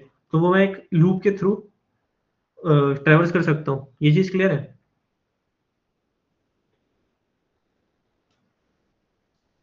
तो अप्रोच का मैंने मतलब एक रफ आइडिया दिया तुम लोगों को। इसी आइडिया पे बिल्डअप, आइडिया तो क्या, मैंने सोल्यूशन ही बता दिया, बस इसी आइडिया पे अपना इम्प्लीमेंटेशन बिल्डअप करना। और किसी को कोई प्रॉब्लम आए तो फिर सोल्यूशन देख लेना, वो क्लास के बाद डॉक में पेश कर देंगे, ठीक है? ये होमवर्क है तुम्हारा।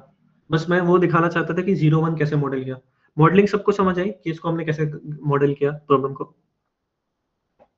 तो फिर मैजिक वाला मूव तभी यूज होगा जब आसपास में कोई रोड स्क्वायर नहीं है एडजेसेंट में।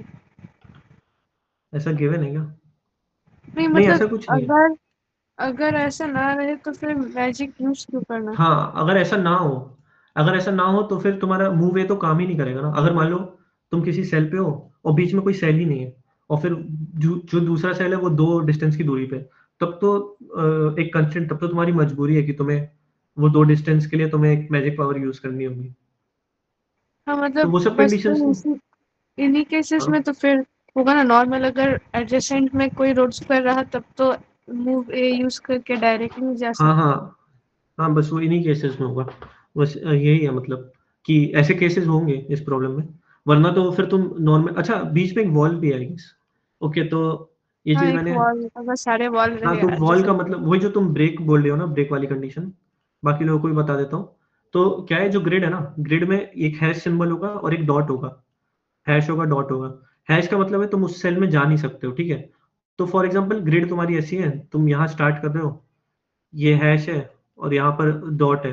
तो अब एडजेसेंट वाला मूव तुम यूज़ नहीं कर सकते, क्योंकि यहाँ से यहाँ नहीं आ सकते, क्योंकि वो मूव ए तो सिर्फ 1 डिस्टेंस जाएगा और तुम यहाँ पर ट्रैप है, तो ट्रैप पे नहीं आ सकते। तो तुम मैजिक यूज़ करके इस वाले नोड पे आ जाओगे, ठीक है?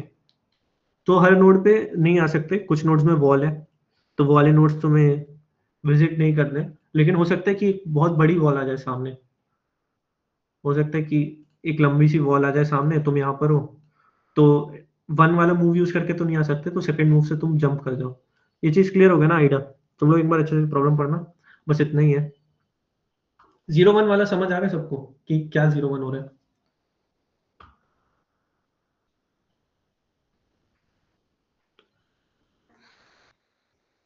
ठीक है, सोच लो तुम लोग इस चीज़ पे। आसान टॉपिक ही है, बस तुम लोग एक बार इसे खुद से ट्राई करना। तो नेक्स्ट टॉपिक पे चलते हैं फिर। तो तुमने डीएफएस के बारे में सुना है क्या? नहीं सुना है तो आज हम वही पढ़ेंगे। डीएफएस हो गया, देखो हमारे पास 2 टेक्निक्स होती हैं ग्राफ ट्रैवर्स करने की, जो 2 प्राइमरी टेक्निक्स हैं। एक है बीएफएस, जो कंप्लीट हो गई और हमने उसका एक वेरिएशन भी देख लिया, 0-1 बीएफएस। दूसरा होता है डीएफएस। तो बीएफएस था ब्रेथ फर्स्ट सर्च। तुम कोई भी नोड पे हो तो सबसे पहले उसके सारे नेबर्स ट्रैवर्स करोगे, फिर उसके बाद उन नेबर के सारे नेबर्स ट्रैवर्स करोगे, और ऐसे करते करते इस नेबर के सारे नेबर ट्रैवर्स करोगे, फिर इस नेबर के सारे नेबर्स ट्रैवर्स करोगे। डीएफएस है ना जो, उसका सबसे पहले फुल फॉर्म होता है डेप्थ फर्स्ट सर्च। मैं यहाँ लिख देता हूँ, DFS stands for depth first search. Depth का मतलब तुम एक नोड से जितनी दूर पे जा सकते हो, जितनी डेप्थ पे जा सकते हो, मतलब जितना ज़्यादा दूर उतना जाओ, फिर वापस आओ, और फिर दूसरे उसके नेबर्स पे देखो कि तुम कितना दूर जा सकते हो, फिर वापस आओ। फॉर एग्जांपल, अगर तुम्हारा ग्राफ ये है, ये नोड्स हैं तुम्हारे इस ग्राफ के, और ये 1, 2, 3। तो अभी तक मैं क्या कर रहा था, इस नोड के सबसे पहले सारे नेबर्स विजिट करूंगा, फिर उन नेबर्स के सारे नेबर्स एक एक करके विजिट करूंगा। बट डीएफएस में ऐसा नहीं है। अगर ये मेरा सोर्स नोड है और मेरे को सारे नोड्स ट्रेवर्स करने हैं, तो सबसे पहले मैं ये नोड विजिट करूंगा, ठीक है? उसके बाद उसका कोई नेबर विजिट किया सबसे पहले, तो मैं यहाँ पर आ गया, ये मार्क कर दिया मैंने। अब इसके नेबर विजिट करना है मेरे को, तो इसका सबसे पहला नेबर विजिट किया, ठीक है? अब क्या इसका कोई नेबर है? ये तो लीफ नोड है, इसको पेंडेंट वर्टिसेस भी बोलते हैं, पेंडेंट, ठीक है? लीफ नोड्स या पेंडेंट वर्टिसेस ग्राफ के केस में, जिसका सिर्फ एक ही पेरेंट हो, ठीक है? तो मैं ये लास्ट नोड पे आ गया। अब इसका कोई नेबर है क्या नीचे, पेरेंट को छोड़ के? पेरेंट तो सबको पता है ना, जिस नोड के तुम उस पे आए हो, तो उसको छोड़ के कोई नोड है? हाँ या ना? मैं बोल रहा हूँ कि मैं इस वाले नोड पे आया, ये लास्ट पे। अब इससे मैं और नीचे नहीं जा सकता क्योंकि कोई नोड ही नहीं है, ठीक है? तो मैं क्या करूंगा, ठीक है? मैं सबसे पहले इस नोड पे आया, फिर इस नोड पे आया, फिर इस नोड पे आया। अब और नीचे मैं नहीं जा सकता, तो मैं वापस ऊपर आ जाऊंगा इस नोड पे, वापस ये वाले नोड पे, ठीक है? अब मैं वापस से इसके नेबर्स की डेप्थ में जाऊंगा, जितना नीचे जा सकूं। मान लो इसके भी और चिल्ड्रन होते, एक ये हो गया, और बस, ठीक है?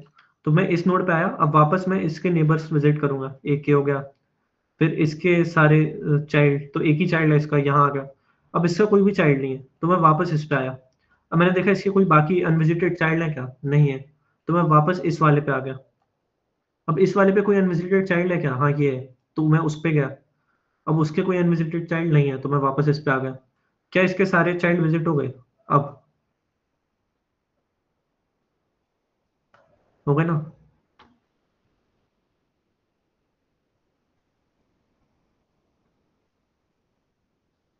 इस वाले नोड के सारे चाइल्ड विजिट हो गए, तो मैं इस वाले नोड पे आऊंगा वापस, ऊपर वाले, वो उसके पेरेंट पे जिसने उसको कॉल किया था। ठीक है। अब अब इस नोड से मैं पूछूंगा क्या तुम्हारे सारे चाइल्ड विजिट हो गए, तो बोलेगा नहीं। तो एक ये वाला विजिट हो गया, अब ये वाला विजिट नहीं हुआ, तो मैं इस पे जाऊंगा। फिर इसके सारे चाइल्ड विजिट हुए, नहीं, तो मैं इस पे गया। इसके तो सारे विजिट हो गए, तो मैं वापस इसके पेरेंट पे चले जाऊंगा। तो तुम लोग को समझ आ रहा है हो क्या रहा है, ट्रेवर्स कैसे कर रहे हैं हम? इस फॉर्म में ना जाके, मतलब यहाँ पर क्या हो रहा था बीएफएस में, मैं सबसे पहले मैं सबसे पहले ये नोड विजिट किया, फिर क्यू में मैंने ये पुश किया, ये पुश किया, ये पुश किया, ये पुश किया। फिर इस नोड के लिए मैंने ये पुश किया, ये किया, ये किया। इसके लिए ये इसका चाइल्ड, इसका चाइल्ड। बट इसमें मैं सबसे पहले ऐसे गया, फिर वापस आया, फिर और नीचे गया, फिर वापस आया। तो तुम लोगों को समझ आ रहा है ट्रेवर्सल हो कैसे रहा है? डेप्थ, डेप्थ क्या बोलना चाहते हैं इस केस में? ये क्लियर है सबको? अभी एक और एग्जांपल देखते हैं। तो तो ना, तुम लोग बीएफएस के लिए कौन सा डेटा स्ट्रक्चर यूज कर रहे थे इम्प्लीमेंट करने के लिए? क्यू, ठीक है। डीएफएस में ना क्या होगा, कोई भी डीएफएस के लिए तुम यूज करोगे स्टैक, ठीक है। तो स्टैक में क्या होता है, सिर्फ टॉप टॉप्स, एक टॉप होता है स्टैक का, तो वहां से ही पुश होगा और वहां से ही पॉप होगा, ठीक है। तो ये स्टैक है। तो तुम किसी भी नोड पे आ गए ना डीएफएस में, जैसे कोई भी नोड है मान लो 4, तो तुम क्या करोगे, उसको पहले पॉप करोगे। फिर 4 के तुम सारे नेबर्स देखोगे, लेट से ये 4 था, फिर 5, 6, 7, 8। तो मान लो मैंने 4 के सारे नेबर्स मेरे को स्टैक में पुश करने हैं, तो मैंने 4 को पॉप कर दिया। अब मैं सबसे पहले 5 पुश करूंगा, फिर 6 पुश करूंगा, 7 पुश करूंगा, फिर 8 पुश करूंगा, ठीक है। तो ये मेरे 4 के सारे नेबर्स कवर हो गए। ये दिख रहा है? 4 के मेरे सारे नेबर्स, अच्छे से बना देता हूँ एक बार।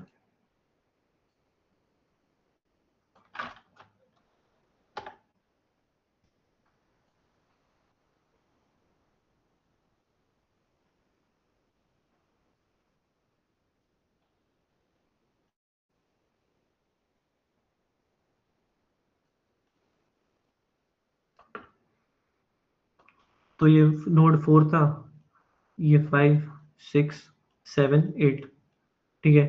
अब यहाँ पर मान लो ये नोड 9 है, 10, 11, 12, 13, 14, 15, 16, ऐसा, ठीक है। ये 15 है और ये 16 है। तो अब क्या होगा, स्टैक में कर रहा हूँ ना, तो स्टैक में टॉप एलिमेंट से ये वाला टॉप एलिमेंट को मैं पॉप करूंगा, बाहर निकालूंगा, और इसके सारे जो भी नेबर्स हैं वो पुश कर दूंगा। तो सबसे पहले मैंने 4 विजिट किया, मैंने फिर 8 विजिट किया। अब मैंने इसके सारे नेबर्स जो 14, 15 और 16, ये 14 है, ठीक है, तो मैं उसको पुश कर दूंगा, 14, 15, ठीक है। अब मेरे टॉप पे 15 हो गया, तो मैंने उसको पॉप किया। सबसे पहले मैं नीचे 4 था, मैंने उसको पॉप किया था। फिर मैंने 8 को किया, मैं 15 को पॉप करके उसके सारे नेबर्स डाल दूंगा। उसका नेबर आई गेस एक 16 है। तो तुम लोग ने देखा, सबसे पहले 4 हुआ, फिर 8 हुआ, फिर 15 हुआ, फिर 16। तो ये स्टैक से कैसे इंप्लीमेंट हो रहा है ये दिख रहा है? सबसे पहले मैं 4 पे गया, 4 से मैं 8 पे गया, 8 से 15। अच्छा, ये इसका इसका मान लो ये 16 है इसका चाइल्ड, तो 15 से फिर मैं 16 पे चला गया। ये चीज दिखाई दी तुम लोगों को, स्टैक से क्यों इंप्लीमेंट कर रहे हैं? सबको समझ आ गया ना? तो एक एग्जांपल ये देख लेते हैं। देखो, बीएफएस की तरह डीएफएस भी मल्टीपल ऑर्डरिंग वैलिड होगी। मतलब हो सकता है कि तुम 0 के बाद तुम बोल रहे हो कि सर 1 ही क्यों चूज कर रहे हो, आप 2 क्यों चूज नहीं कर रहे? तो मैं 2 चूज कर सकता हूँ। वो तो स्टैक के ऑर्डर पे डिपेंड करेगा कि तुम स्टैक में कौन सा पहले पुश कर रहे हो, ठीक है। तो हो सकता है कि सबके अलग अलग डीएफएस है और सब लोग क्लेम कर रहे हो वो सही है, तो मल्टीपल डीएफएस ऑर्डर एग्जिस्ट कर सकते हैं। तो इसका मैं, अगर मैं सिर्फ ये नंबर्स के ऑर्डर में ट्रेवर्स करूँ, तो एक ऑर्डरिंग क्या हो सकती है, एक पॉसिबल ऑर्डरिंग? इसको साथ में करते हैं। सबसे पहले 0 सोर्स नोड से स्टार्ट करता हूँ। 0 के बाद मैं कहाँ, अगर मैं मान लो 1 पे जा रहा हूँ, ठीक है, तो मैं 1 पे आ गया। अब क्या 1 के सारे चाइल्ड विजिटेड है? नहीं है। कौन सा बचे? 3। तो मैं 3 पे आ गया। 3 के बाद मैं 7 पे आ सकता हूँ। अब 7 के बाद मैं वापस 3 पे आऊंगा, बट मैं 3 को यहाँ लिखूंगा नहीं, ठीक है, क्योंकि एक बार ही हम विजिट कर रहे हैं ना उसको, अभी तो उसके सारे चाइल्ड प्रोसेस होना बाकी हैं, ठीक है। तो मैं वापस 3 पे आ गया। 7 अपना जो भी एक्सेस है वो वापस 3 को रिटर्न कर दिया। अब 3 से मैं वापस पूछूंगा क्या तुम्हारे सारे चाइल्ड विजिटेड है? वो बोलेगा नहीं। तो जो भी विजिटेड नहीं है मैं उस पे जाऊंगा 8 पे। अब 8 से मैं वापस आ गया। अब क्या 3 के सारे चाइल्ड विजिटेड है? 7 भी विजिट हो गया, 8 भी विजिट हो गया। तो वापस कॉल रिटर्न होगा 1 को, ठीक है। अब 1 पे गया। 1 से मैंने पूछा कि तुम्हारे सारे चाइल्ड विजिटेड है क्या? वो बोला नहीं। तो मैंने पूछा कौन सा नहीं है? वो बोला 4। मैं 4 पे गया, फिर मैं गया 9 पे, फिर 9 से वापस आया मैं 4 पे, फिर 4 से मैं गया 10 पे। तो क्लियर हो रहा है? बाकी ऑर्डरिंग तुम लोग कर सकते हो। ये चीज क्लियर होगी डीएफएस क्या हो रहा है, डेप्थ क्या चीज है, क्यों डेप्थ बोल रहे हैं? सबको क्लियर हो गया ना? ठीक है, थम्स अप कर दो एक बार बाकी लोग भी।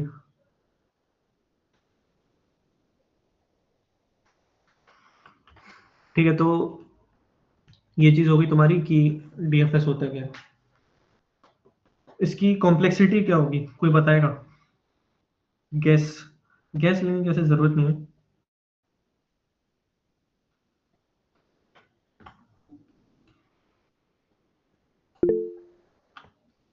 कोई बोलना चाहेगा या तो इसकी कॉम्प्लेक्सिटी क्या लगती है, क्या होगी?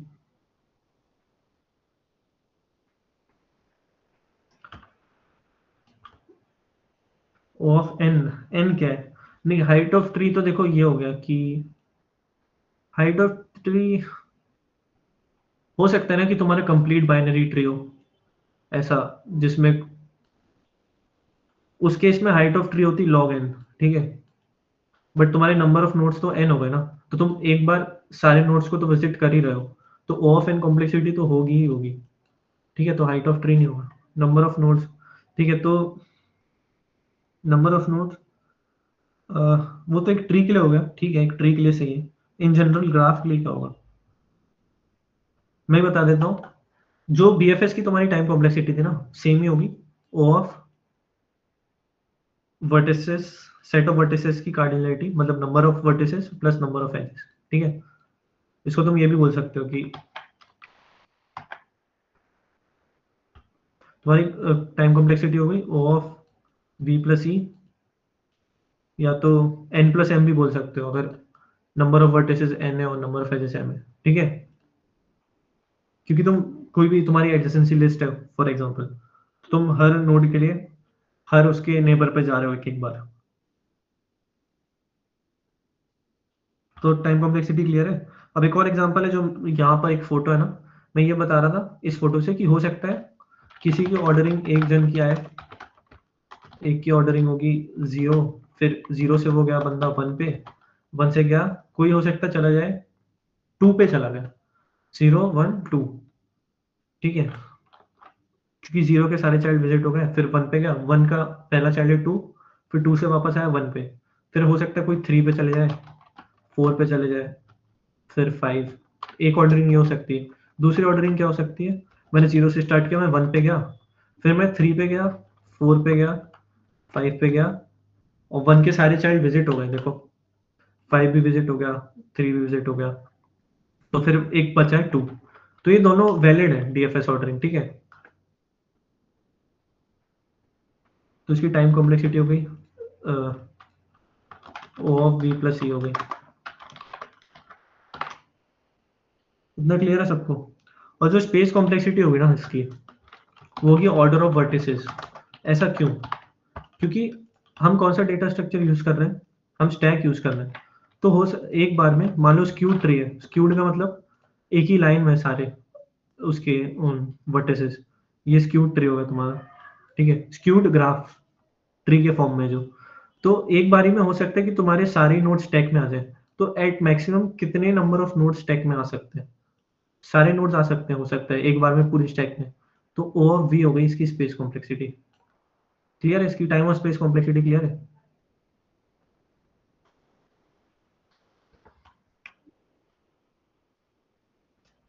चलो आगे बढ़ूं। अब एक चीज तुम लोगों ने शायद सी प्रोग्रामिंग कोर्स में पढ़ी हो, नहीं भी पढ़ी हो तो मैं बताता हूँ। जो स्टैक होता है ना फंक्शन, कभी भी तुम रिकर्सिव फंक्शन कॉल करते हो ना, तो वो भी मेमोरी में स्टैक एक स्टैक के फॉर्म में कॉल होता है। अगर तुम एन है फिर तुमने n-1 कॉल किया, तो जो मेमोरी की स्टैक होती है ना फंक्शन कॉल स्टैक, तो जो स्टैक है ना, हम बीएफएस के केस में क्यू यूज कर रहे थे अलग से, बट यहाँ पर ना हम रिकर्जन यूज करेंगे डीएफएस के लिए। तो जो मेमोरी बेसिस पे है ना, तो जो फंक्शन कॉल होगा वो स्टैक के फॉर्म में ही कॉल होगा। अभी मैं बताता हूँ, मतलब डीएफएस का तुम लोगों को वो बताता हूँ इम्प्लीमेंटेशन। यहाँ पर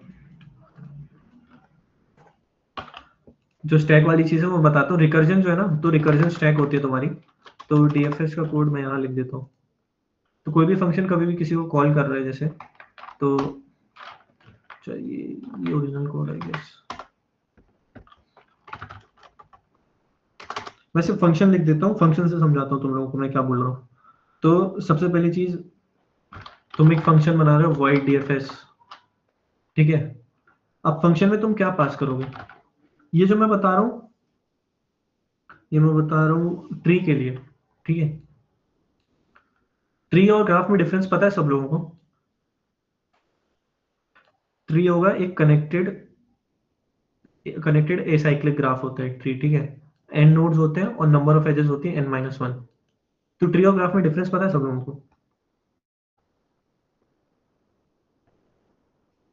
तो अगर मैं, अभी हम ट्री पे एग्जांपल ले रहे थे ना, तो मैं ट्री के लिए बता रहा हूँ, जैसे ये ट्री है एक, तो ट्री के लिए अगर मुझे डीएफएस लगाना हो तो मैं कैसे लगा सकता हूँ। तो सबसे पहले तो मुझे एक वर्टेक्स पार्ट पास करनी होगी। जो मेरी यू है ना, वो मेरी करंट वर्टेक्स होगी, करंट। और जो पी होगा, एक पी पास करना होगा, ठीक है। पी होगा वो होगा मेरा पेरेंट वर्टेक्स। पेरेंट वर्टेक्स वही है जिस वर्टेक्स से मैं यहाँ पर आया हूँ, पेरेंट। तो अगर मैं 3 पे आया तो 3 का पेरेंट क्या हुआ, 1 हुआ। मैं उसको यूज करते हुए यहाँ पर आया था, ठीक है। तो सबसे पहली चीज, हम पहले कोड लिखते हैं। क्या होगा, तुम्हें यू के सारे नोड्स ट्रेवर्स करना है, सारे चाइल्ड ट्रेवर्स करना है, ठीक है। तो फॉर ऑटो, मैं चाइल्ड को बोल देता हूँ वी। वी है तुम्हारा चाइल्ड नोड या एडजेसेंट नोड बोल सकते हो, ठीक है। अब मान लो मेरे पास एक एडजेसेंसी लिस्ट, मतलब एक ये वेक्टर है मेरा जिसमें मेरे सारे नोड्स स्टोर्ड हैं।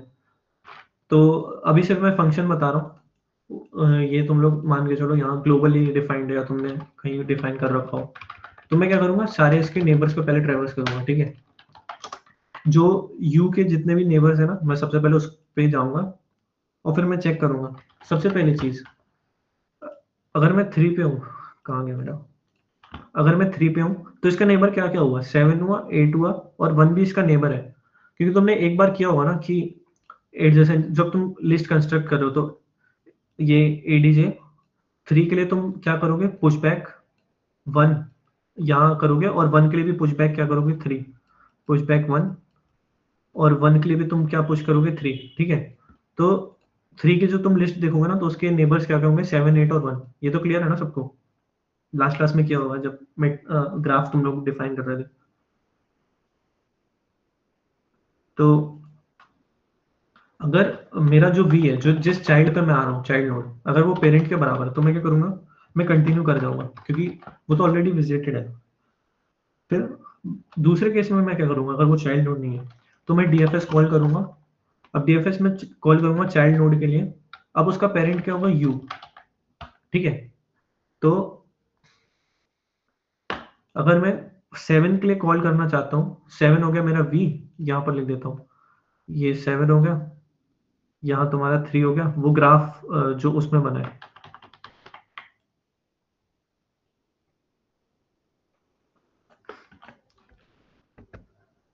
और ये हो गया तुम्हारा 1, ठीक है। तो 7 के लिए पेरेंट हो गया 3, तो ये मेरा अभी के लिए ये मेरा पी है, ये यू है और ये मेरा वी है, ठीक है। तो जब मैं इसके लिए डीएफएस कॉल करूंगा तो इसके पेरेंट्स के साथ कॉल करूंगा। तो ये हो गया डीएफएस वी कॉमा यू कि मैं इस चाइल्ड पे जाना चाहता हूँ इसको पेरेंट मानते हुए, ठीक है। बस इतना ही है तुम्हारा डीएफएस का। इससे तुम्हारे सारे ट्रेवर्स हो जाएंगे। अभी जो एडजेसेंसी है वो ग्लोबली डिफाइंड है। मान लो वेक्टर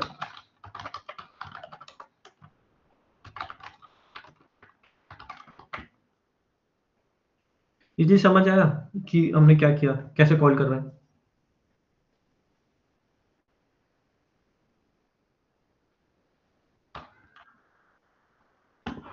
अच्छा, मैं बोल रहा हूँ कि कोई भी नोड है ना मेरा, यहाँ पर जाता हूँ। कोई भी नोड है, मान लो मैंने यहाँ से कॉल किया डीएफएस नोड 1 से। तो सबसे पहले मैं क्या पास करूँगा, इनिशियली मैं क्या पास कर दूँ 1 और उसका पेरेंट ऐसा नोड बनाऊँगा जो मेरे ग्राफ में प्रेजेंट ही नहीं है। तो मैं 0 बोल देता हूँ, वो मेरे ग्राफ में प्रेजेंट नहीं है तो उससे कोई इश्यू नहीं आएगा, इसका नेबर नहीं है ना 0, ठीक है। तो मैंने 1 से कॉल किया, तो इस केस में सबसे पहले ये मेरा u हो गया और ये मेरा पेरेंट हो गया। अब मैं 1 के सारे नेबर्स पे जाऊँगा, ये वाली लाइन यूज़ करके। ये लाइन यूज़ करके सारे नेबर्स पे जाऊँगा। तो 1 के सारे नेबर्स क्या-क्या हो गए? 3 हुआ इसका नेबर, तो मैं 3 पे आ गया। अब मुझे 3 को ट्रैवर्स करना है, तो अब करंट केस के लिए क्या हो गया? ये मेरा अभी के लिए u है और ये मेरा v हो गया, ये इसका चाइल्ड नोड हो गया, ठीक है। तो अब मैं 3 को विज़िट करना चाहूँगा, तो मैं स्टैक में मतलब पुश कर रहा था, 1 है, 1 को मैंने पॉप किया, अब उसका जो नेबर है, उसको मैंने पुश कर दिया 3। क्या ये नेबर उसका पेरेंट था? नहीं, उसका पेरेंट क्या था? 0। तो मैंने 3 को पुश कर दिया और मैंने बता दिया कि 3 का पेरेंट 1 है। तो यहाँ पर जो फंक्शन कॉल होगा 3, 1 कॉल होगा, ठीक है। अब मैं 3 पे आया, तो मैं 3 को पॉप करूँगा, तो ये 3 पे जब मैं आया ना, तब वो 3 मेरा हो जाएगा u, उसका पेरेंट हो गया 1 और उसका उसका जो चाइल्ड हो गया वो v है, वो है 7, ठीक है। तो अब मैं 3 को पॉप किया, 3 को मैंने पॉप किया और फिर मैंने 7 पुश कर दिया। ये क्लियर है? इतना क्लियर है कि मैं कर कैसे रहा हूँ, ट्रैवर्स कैसे कर रहा हूँ? तो वही मैंने कोड के थ्रू ऐसा किया है। तो जब मैं 3 पे आऊँगा तो यहाँ 3, 1 कर दूँगा और अब 3 के लिए ये पूरा कोड कॉल होगा। यहाँ 3 आ जाएगा, u इक्वल्स 3 और p इक्वल्स 1। अब मैं 3 के सारे नेबर्स पे जाऊँगा। 3 का नेबर्स क्या थे? 7 था और 8 था। तो पहले मैं चेक करूँगा कहीं 1 तो नहीं है, पेरेंट है ना उसका 1। तो अगर 1 है तो कंटिन्यू, एल्स पहले 3 उसका जो भी चाइल्ड है 7, 3 और फिर उसके बाद 8, 3, ठीक है। तो अब ना कुछ चीज़ें यहाँ पर इम्पोर्टेंट है। ये वाला जो है ना, ये वाला पार्ट, अच्छा ये चीज़ मैं यहाँ लिख देता हूँ। ये तुम्हारा चाइल्ड नोड है। तो ये वाला जो कोड है ना, ये डीएफएस और फॉर के बीच वाला, जहाँ कर्सर है वही मेरा, ये यहाँ पर वो ऑपरेशंस आएंगे जब तुम नोड पे सबसे पहली बार एंटर करोगे, ठीक है। ये चीज़ ध्यान से सुनना सब लोग। जब भी मैं डीएफएस कॉल कर रहा हूँ सबसे पहली बार, तो वहाँ जैसे ही मैं एंटर किया तो डीएफएस कॉल हो जाएगा। डीएफएस कब कॉल हुआ होगा? DFS for example 3, 1। तो मैं सबसे पहली बार जब मैंने 3 पे आया तो ये डीएफएस कॉल हुआ था। तो यहाँ वो सारे ऑपरेशंस आएंगे यहाँ पर, जब मैं 3 पे सबसे पहली बार आया, ठीक है। तो operations to be perform after entering node U. अभी ऑपरेशंस क्या है? कुछ भी हो सकता है। हो सकता है तुम्हें कुछ सम करना हो, कुछ विजिटेड मानना हो, ठीक है। तो वो सारे ऑपरेशंस यहाँ पर आएंगे इस वाले लाइन पे। अब दूसरी चीज़, जब तुम उनके चाइल्ड पे जा रहे हो, तो ये इफ और डीएफएस, ये दोनों के बीच में जो है ना चीज़, वो यहाँ पर तुम्हें वो वाले ऑपरेशंस इंक्लूड करने हैं। ऑपरेशन मतलब वो तुम्हें प्रॉब्लम के थ्रू पता चलेगा। हो सकता है कुछ-कुछ टास्क तुम्हें करने हो। तो यहाँ पर कौन से ऑपरेशंस आएँगे, कोई बताएगा? ये दोनों के बीच में। मैं कहाँ जा रहा हूँ? उसके चाइल्ड पे जा रहा हूँ। तो मैं ऐसा बोल सकता हूँ ना कि यहाँ पर वो सारे ऑपरेशंस आएँगे। ये मेरा चाइल्ड है v है और ये मेरा u है और ये बीच वाला पार्ट है। तो यहाँ ये वाली जगह पे वो सारे ऑपरेशंस आएँगे जो मैं चाइल्ड नोड को विज़िट करने के पहले करना चाहता हूँ। ये क्लियर है सबको? क्योंकि चाइल्ड नोड को विज़िट करने के पहले जो भी ऑपरेशंस करना चाहता हूँ, वो सारे वहाँ पर आएँगे। क्लियर हो रहा है? मैं एक बार पूरा लिख देता हूँ, रुक जाओ।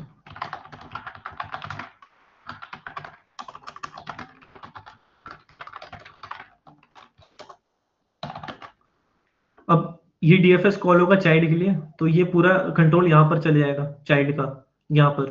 तो operations to be perform after entering node U, अब यहाँ वी हो जाएगा, वी के लिए कॉल होगा। तो जो मेरा रिकर्जन बन रहा है ना, ये जो मेरा रिकर्जन ट्री बन रहा है, यहाँ पर मान लो एक और नोड है, तो इस नोड पे आया मैं, वी वी पे आ गया मैं। अब वी के मैं सारे चाइल्ड नोड्स को देखूंगा, ठीक है। वी के मैंने सारे चाइल्ड नोड्स देखे। अब हो सकता है ये नोड का डीएफएस कंप्लीट हो गया, तो वो रिटर्न इसको वापस भेज देगा, जो भी एक्सेस है वो वापस इसको रिटर्न कर देगा, इस वाले नोड को 1 2 3।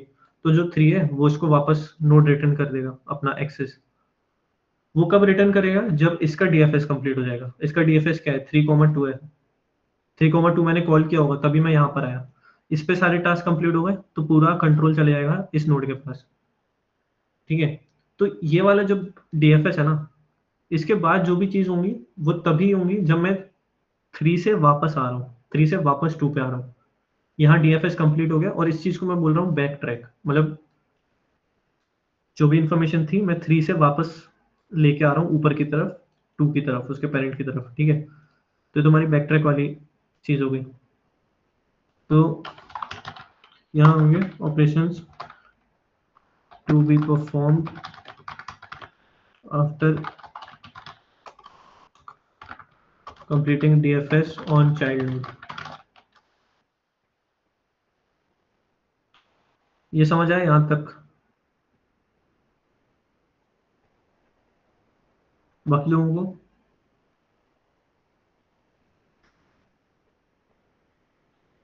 और एक और चीज है, ये वाले जो होंगे ना, यहाँ पर क्या होगा, ये तो void फंक्शन है, तो ये रिटर्न क्या करेगा, ये कुछ रिटर्न नहीं करेगा। इसलिए ये वाला यहाँ ये जो सेक्शन है, ये लास्ट वाला, ये ऑपरेशंस तब परफॉर्म करने हैं, operations to be perform before exiting the current node. तो मैं करंट नोड यू है ना मेरा करंट नोड, तो यहाँ पर मैं वो सारे ऑपरेशन परफॉर्म करूंगा जब सारे इसके चाइल्ड विजिट हो गए और उनकी इन्फॉर्मेशन इस नोड के पास आ गई है, ठीक है। तो मान लो यहाँ इस 2 का चाइल्ड होता 4, 2 का चाइल्ड है 4, तो मैं 3 पे गया, 3 से इन्फॉर्मेशन वापस आई, मतलब कंट्रोल वापस आया। अब मैं 4 अनविजिटेड था, तो मैं 4 पे गया, फिर 4 से वापस आई चीज। अब ये पूरी सारी चीजें मेरे को 1 को भेजनी है वापस। तो मैं करंट नोड अगर मेरा 2 है ना, तो 2 2 का कंट्रोल 1 पे भेजने से पहले मैं कुछ कुछ ऑपरेशंस अगर करना चाहता हूँ, कुछ कैलकुलेशंस करना चाहता हूँ, तो वो मैं इस सेक्शन में करूँगा। ये बस ऐसा तुम लोग एक जनरल आउटलाइन समझो, इसको याद करने की जरूरत नहीं है, बस ये समझो कि रिकर्जन कैसे काम कर रहा है। तो ये क्लियर हुआ सबको कि रिकर्जन कैसे काम किया?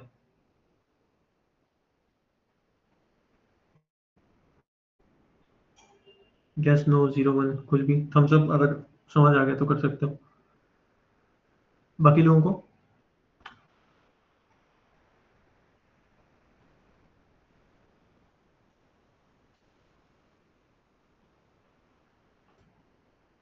ये चीज थी ट्री के लिए, थी ये चीज कि ट्री क्या था, ये तो मैंने अभी बताया यहाँ पर।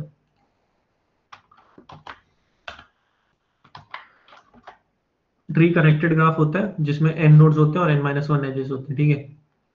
तो ये ट्री के लिए था कि मैं इसके लिए मैंने डीएफएस किया, फिर इसके चाइल्ड के लिए डीएफएस कॉल किया, फिर इसके चाइल्ड के लिए डीएफएस कॉल किया, और फिर मैंने 4 सेक्शंस डिफाइन कर दिए कि करंट नोड पे एंटर किया मैंने। मान लो मेरा करंट नोड है ये वाला, ये मेरा करंट नोड है, ठीक है। तो मैं जैसे यहाँ पर एंटर किया और मुझे कुछ कैलकुलेशंस करनी है, तो मैं यहाँ पर वो कोड लिखूंगा, यहाँ पर इन दोनों के बीच में वो सारे कोड लिख दूंगा। अब मैं इसके चाइल्ड पे जाना चाहता हूँ, इसका चाइल्ड, इसको बंद करो यार। इसका चाइल्ड जो ये है, इसका चाइल्ड ये करंट नोड है अगर मान लो, तो इसके चाइल्ड पे मैं जाना, तो वो मैं करूंगा इस वाले सेक्शन पे, ठीक है। अब मैं इसके चाइल्ड पे चला गया, अब ये मेरा जो डीएफएस का कंट्रोल है वो इसके चाइल्ड पे आ गया, ठीक है। तो चाइल्ड पे कुछ डीएफएस कॉल हुआ, अब वापस कंट्रोल आया इस पर, वापस मेरा कंट्रोल मेरे वाले नोड पे आया, ठीक है। इस वाले नोड ने कंट्रोल दे दिया अपना, ऊपर की तरफ, ठीक है, इसको दे दिया। तो अब मैं जो कैलकुलेशंस करना चाहता हूँ, हो सकता है इसमें कुछ कैलकुलेशन हो गई हो, इसके चाइल्ड नोड पे कुछ कैलकुलेशंस हुई हो, और वो कैलकुलेशन मैं वापस, वो इन्फॉर्मेशन मैं यहाँ यूज़ करना चाहता हूँ। तो वो मैं इन्फॉर्मेशन जो यूज़ करूँगा वो मैं यहाँ पर यूज़ करूँगा। चाइल्ड नोड पे डीएफएस कॉल हो गया, उससे मुझे कुछ इन्फॉर्मेशन मिली, वो मैं यहाँ पर यूज़ करूँगा, ठीक है। और फिर फाइनली इस नोड से कंट्रोल जाएगा इसके पेरेंट पे, पी पे, ठीक है। तो उसके पहले मैं कुछ ऑपरेशन करना चाहता हूँ या कुछ कोड लिखना चाहता हूँ, वो मैं यहाँ लिखूंगा, ठीक है। वो तुम्हें क्वेश्चन से एकदम स्पेसिफिकली क्लियर होगा कि तुम्हें क्या चीज़ कहाँ लिखनी है, बट आइडिया क्लियर है तुम लोगों को?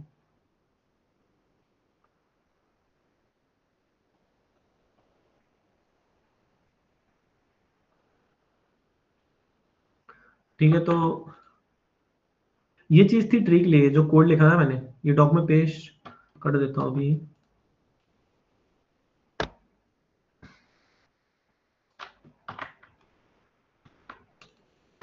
अच्छा, थोड़े कलर्स अजीब आ रहे हैं, उसको मैं बाद में पेस्ट कर दूंगा। ये जो वैसे मैंने नोट्स, ये जो मैंने लिखा था ना चीज़, ये थी सिर्फ ट्री के केस में, ठीक है। जब तुम्हारा ट्री हो, ट्री मैंने बताया क्या होता है, साइकिल नहीं होती ट्री में, कनेक्टेड ग्राफ होता है, n माइनस वन एजेस होती हैं, साइकिल नहीं होती। बट ग्राफ कोई भी जनरल ग्राफ है, जैसा ये ग्राफ है ना जहाँ साइकिल है, साइकिल क्या होता है हम देखेंगे, बट कनेक्टेड है, जैसे यहाँ एक लूप बन रहा है, तो उस केस में ना वो कॉल नहीं होगा। क्यों कॉल नहीं होगा, हम देखते हैं। देखो, वो वाला कोड इसलिए काम नहीं करेगा, हो सकता है ना कि ये तुम्हारा सिचुएशन हो, ठीक है। तुमने इस नोड से स्टार्ट किया अपना डीएफएस, फिर तुम इस नोड के बाद इस नोड पे गए, इसके चाइल्ड पे, फिर इसके चाइल्ड पे गए, फिर इसके चाइल्ड पे गए, अब तुम वापस यहाँ पर आ गए, ठीक है। और तुम्हें कोई इन्फॉर्मेशन अभी तक ये नहीं है कि ये नोड मैंने पहले विजिट किया है कि नहीं, तो तुम वापस इस पे आ जाओगे, फिर उसके बाद फिर इसके चाइल्ड पे जाओगे, तुम्हें पता ही नहीं है इसका चाइल्ड मैंने विजिट किया है कि नहीं किया है, फिर इस पे आ जाओगे। तो ऐसे करते करते तुम लोग देख रहे हो इन्फाइनाइट लूप में फंस जाएगा। ये चीज़ दिखाई दे रही है तुम लोगों को कि अगर साइकिल हो ग्राफ में तो क्या दिक्कत आएगी? तो उसके लिए मैं क्या कर सकता हूँ, कोई आइडिया देना चाहेगा? सर एक विजिटेड वेक्टर यूज कर सकते हैं। हाँ ठीक है, तो विजिटेड वेक्टर मुझे क्या बताएगा? विजिटेड वेक्टर मुझे बताएगा कि जैसे मैं इस नोड पे आया ना,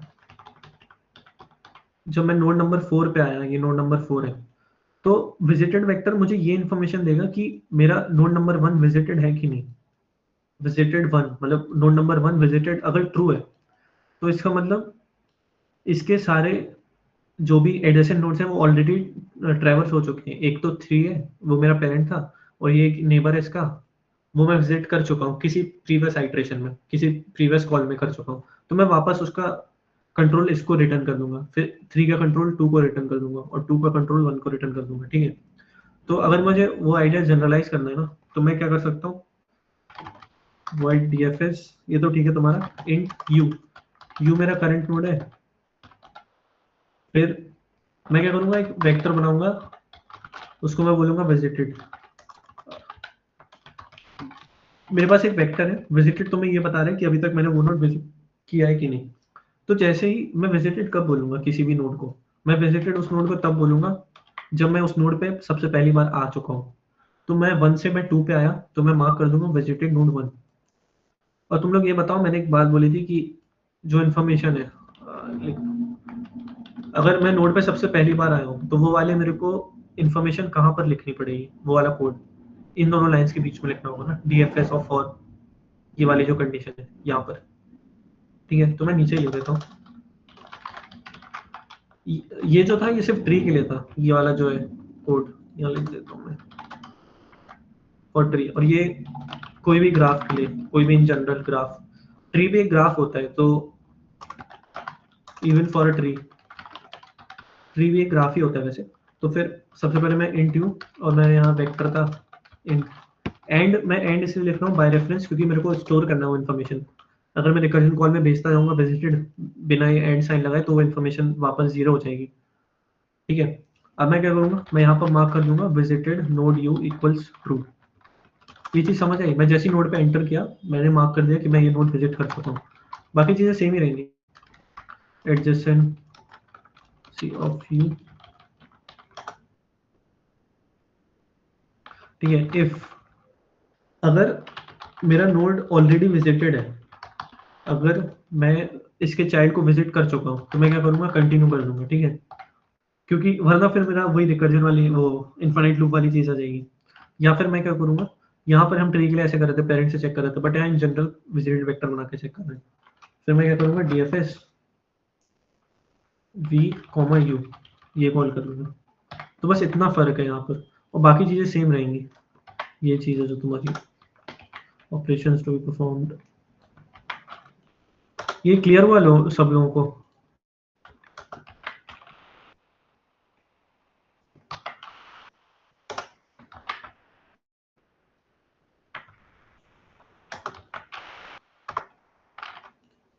ये चीज़ क्लियर है कि क्या कैसे जनरलाइज किया उसको एक ग्राफ के लिए?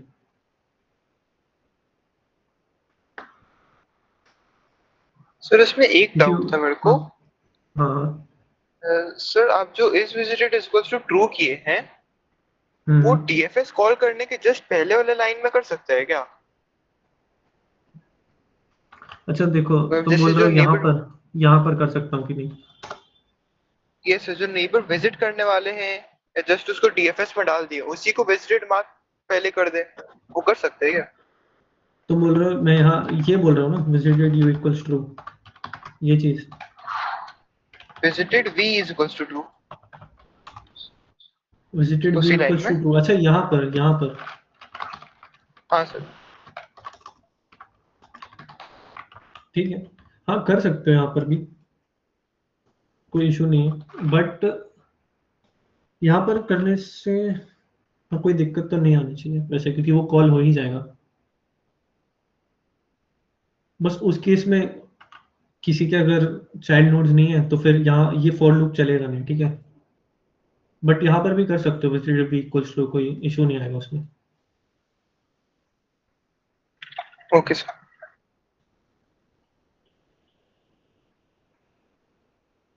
अच्छा, ट्री वाला कोड ग्राफ के लिए क्यों फेल कर रहा है, मतलब इन जनरल किसी ग्राफ के लिए क्यों फेल कर रहा है, ये पूछ रहा हूँ। अच्छा एक चीज़ ये ध्यान रखना, वो जो तुमने अभी यहाँ विजिटेड भी जिसने डाउट पूछा था, क्या होगा जब मैं सबसे पहली बार कॉल करूँगा ना फंक्शन, अपने इंट मेन में मैंने लिखा है DFS कॉल करना है मेरे को, DFS 1, मेरे सारे नोड्स 1 से स्टार्ट होकर n तक है नंबरिंग, तो इसलिए मैं इसका पेरेंट 0 बोल देता हूँ, क्योंकि 0 मेरे ग्राफ में प्रेजेंट ही नहीं है तो कोई इशू नहीं आएगा।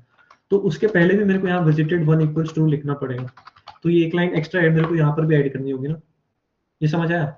इसलिए वो चीज़ Yes, sir, रिडंडेंट हो जाएगी अगर मैं यहाँ लिख दूँ, जैसे मैंने एंटर किया बाकी मेरा कोड काम कर लेगा। तो वो समझ आया तुमको?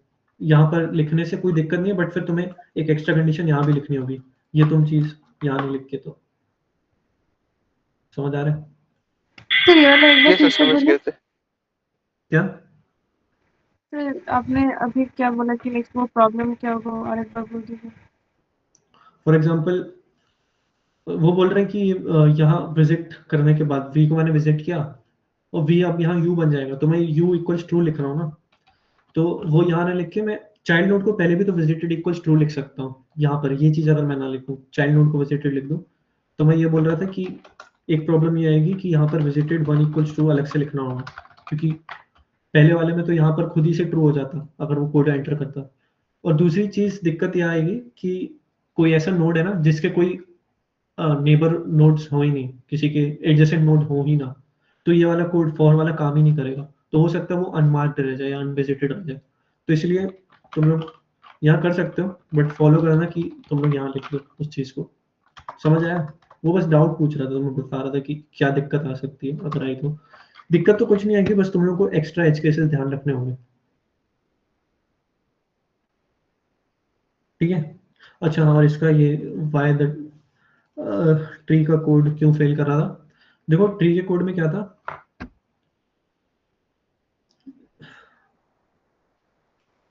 ये ट्री का कोड अगर मैं ग्राफ पे लगाऊं ना, तो मैं यही बता रहा था कि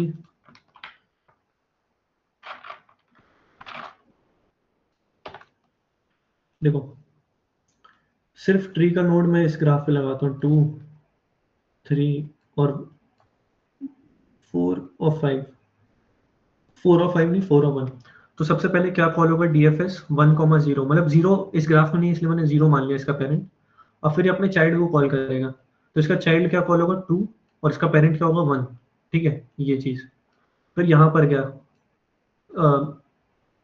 तो ये अपने चाइल्ड को कॉल किया 3 और उसका पेरेंट है 2, फिर मैं यहाँ पर आया तो इसका चाइल्ड है 4, पेरेंट है 3, और फिर ना अब मुझे पता ही नहीं है कि मैंने इसको पहले कभी कॉल किया है कि नहीं, तो मैं इसको ऐसे कॉल कर लूँगा, इसका चाइल्ड है 1 और इसका पेरेंट है 4, ठीक है। अब फिर मैं फिर वापस यहाँ पर आया, फिर मैंने देखा इसका चाइल्ड है 2,1, तो क्या हो रहा है, मेरे पास इन्फॉर्मेशन है ही नहीं कि मैंने इसको कभी विजिट किया है कि नहीं, तो ये बार बार ये चीज़ साइकिल ऐसे रिपीट होती जाएगी, इनफाइनाइट लूप में फंस जाएगा। वो क्लियर हो गया कि क्यों ये चीज़, यहाँ पर मैंने कुछ ऐसा मैकेनिज्म ही नहीं लगाया। जो पेरेंट है ना P, वो पेरेंट जस्ट इमीडिएट पेरेंट है, तो जब मैं 1 पे आऊंगा 4 पे आऊंगा ना, उसका इमीडिएट पेरेंट होगा 3, क्योंकि मैंने 4,3 कॉल किया, और फिर जब मैं 1 पे जाऊंगा तो उसको ये नहीं पता कि मेरा एंसेस्टर है 1, कि मैंने कहा स्टोरी नहीं किया यहाँ पर ऐसा कि विजिटेड 1 या 4 का एंसेस्टर है 1, तो वो वापस 1,4 वाले DFS को कॉल कर लेगा, और फिर ये एंडलेसली ये चीज़ चलती जाएगी, ठीक है। चलो तो फिर मैं बोल रहा था कुछ चीज़ें, उसके पहले तुम लोग ना ऐसी 5-10 मिनट सोचना क्लास के बाद, ये छोटी छोटी चीज़ें, सॉल्व दीज प्रॉब्लम्स, तो ये तुम लोग कैसे कर सकते हो, ठीक है। अगर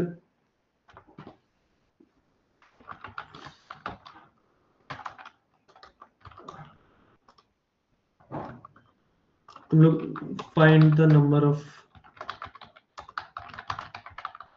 connected components in the graph. Connected components क्या होता है कि एक कनेक्टेड कंपोनेंट वो होता है अनडायरेक्टेड ग्राफ में, अगर मैं ये कनेक्टेड कंपोनेंट है, जैसे ये ग्राफ जो है एक ग्राफ का कनेक्टेड कंपोनेंट है, अगर किसी भी दो वर्टिसेस के बीच में एक पाथ एग्जिस्ट कर रहा हो, ठीक है, तो ये कनेक्टेड है।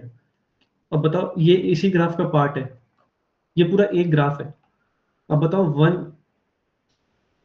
वर्टेक्स नंबर 1 और वर्टेक्स नंबर 5 कनेक्टेड है क्या? नहीं है, क्योंकि 1 से लेके कोई पाथ ही नहीं है जो 5 तक जा रहा हो, तो ये एक ही ग्राफ का पार्ट तो है, बट ये दोनों कंपोनेंट्स कनेक्टेड नहीं है, ठीक है। तो तुम्हारा टास्क ये है कि नंबर ऑफ कनेक्टेड कंपोनेंट्स बताओ यूजिंग DFS।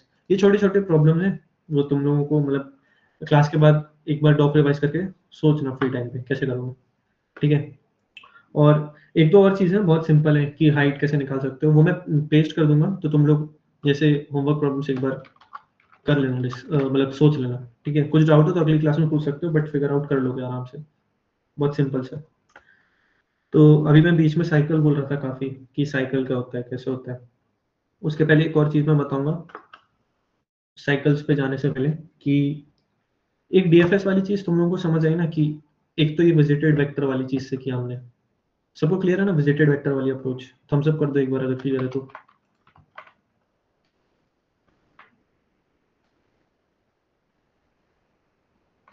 ठीक है, अब ना DFS एक और तरीके से तुम लोग कर सकते हो। मैं एक ग्राफ बनाता हूँ, फिर मैं बताता हूँ मैं क्या करना चाह रहा हूँ। ये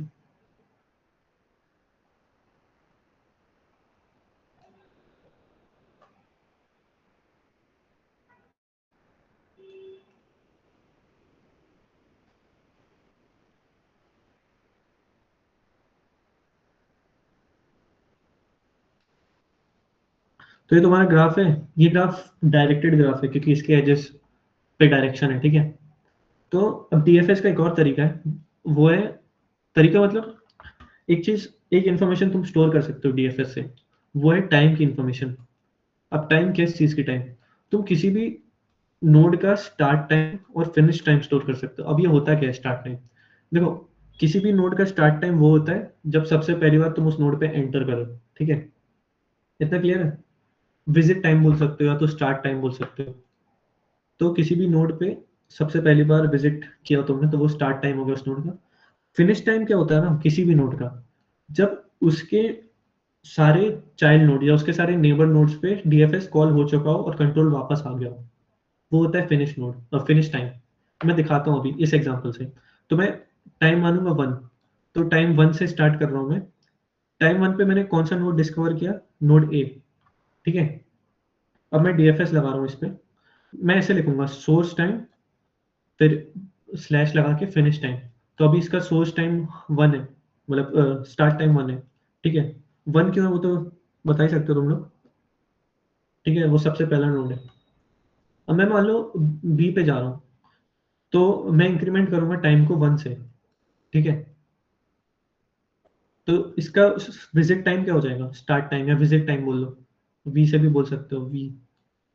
इसका विजिट टाइम क्या हो जाएगा बताओ, चैट पे लिख दो।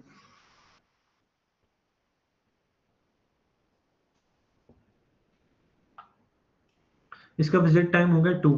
क्यों हुआ 2? 1 पे यहाँ पे था, फिर टाइमर इंक्रीमेंट हुआ और उसके चाइल्ड पे आ गया 2, जो कि मतलब बी का चाइल्ड, ए का चाइल्ड है बी 2 पे, ठीक है। तो अब 2 के बाद मैं डीएफएस ही लगा रहा हूँ, बी का कोई सा चाइल्ड सी ना चूज करके, अगर मान लो मैंने डी चूज किया, तो उसका स्टार्ट टाइम या विजिट टाइम क्या हो जाएगा, पहली बार विजिट कब किया मैंने, टाइम 3 पे विजिट किया, ठीक है। अब ई का क्या होगा, ऐसे ही ई का होगा 4, ठीक है। अब बताओ क्या ई का डीएफएस कंप्लीट हो गया है?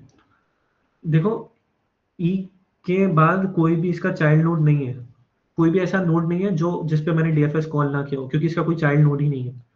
तो 4 के बाद अगर मैं टाइमर इंक्रीमेंट करूं तो 5 आएगा, और 5 होगा इसका फिनिश टाइम, क्यों, ई फिफ्थ पे, फिफ्थ टाइम स्टैम्प पे फिनिश हो गया, ठीक है।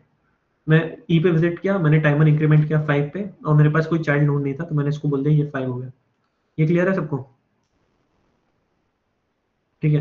अब मेरा कंट्रोल ई से वापस आएगा डी पे, क्योंकि डी पेरेंट था ई का। तो 5 + 1 क्या होगा, 6। ये फिनिश कब होगा, 6th टाइम स्टैम्प पे। अब वैसे ही डी के सारे चाइल्ड विजिट हो चुके हैं ना, सब पे डीएफएस आ गया। तो मैं डी वापस आऊंगा बी पे।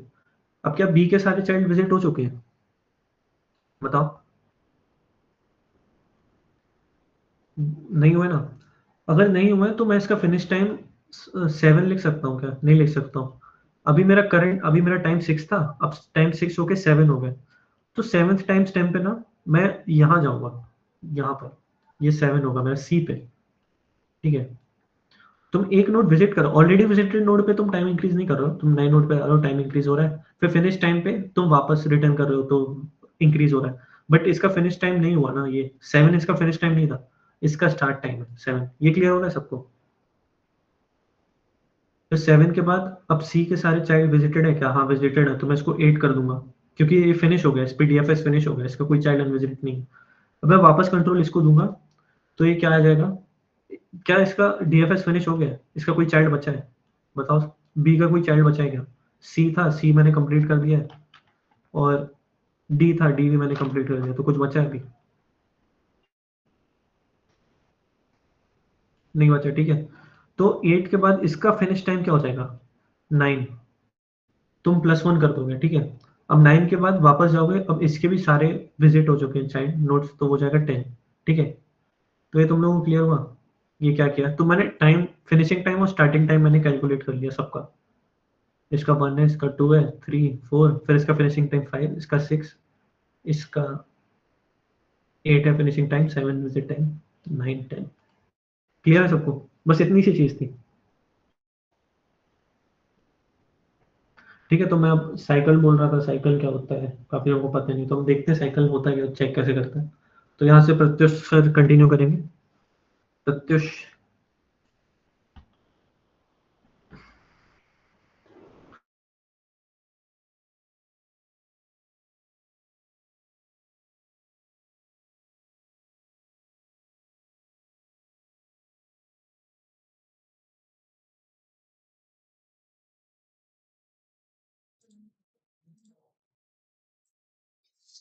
हाँ, तो ठीक है। डीएफएस देख लिया, डीएफएस मैंने पिछले क्लास में कराया था।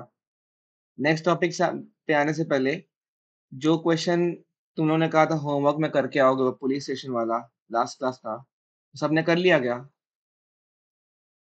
सब बोल रहे थे कि होमवर्क मुझे दो, कर लेंगे। किस किसने कर लिया, हैंड रेस करना सारे।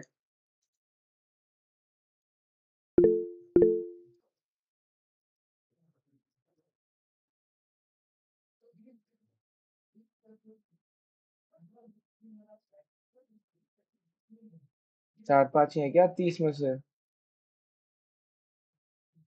68 आए थे, उसमें से अभी 31 दिख रहे हैं मेरे को, इसमें से 4-5 मीट में हो सारे? जो मीट में हो सारे हाथ उठाना दो।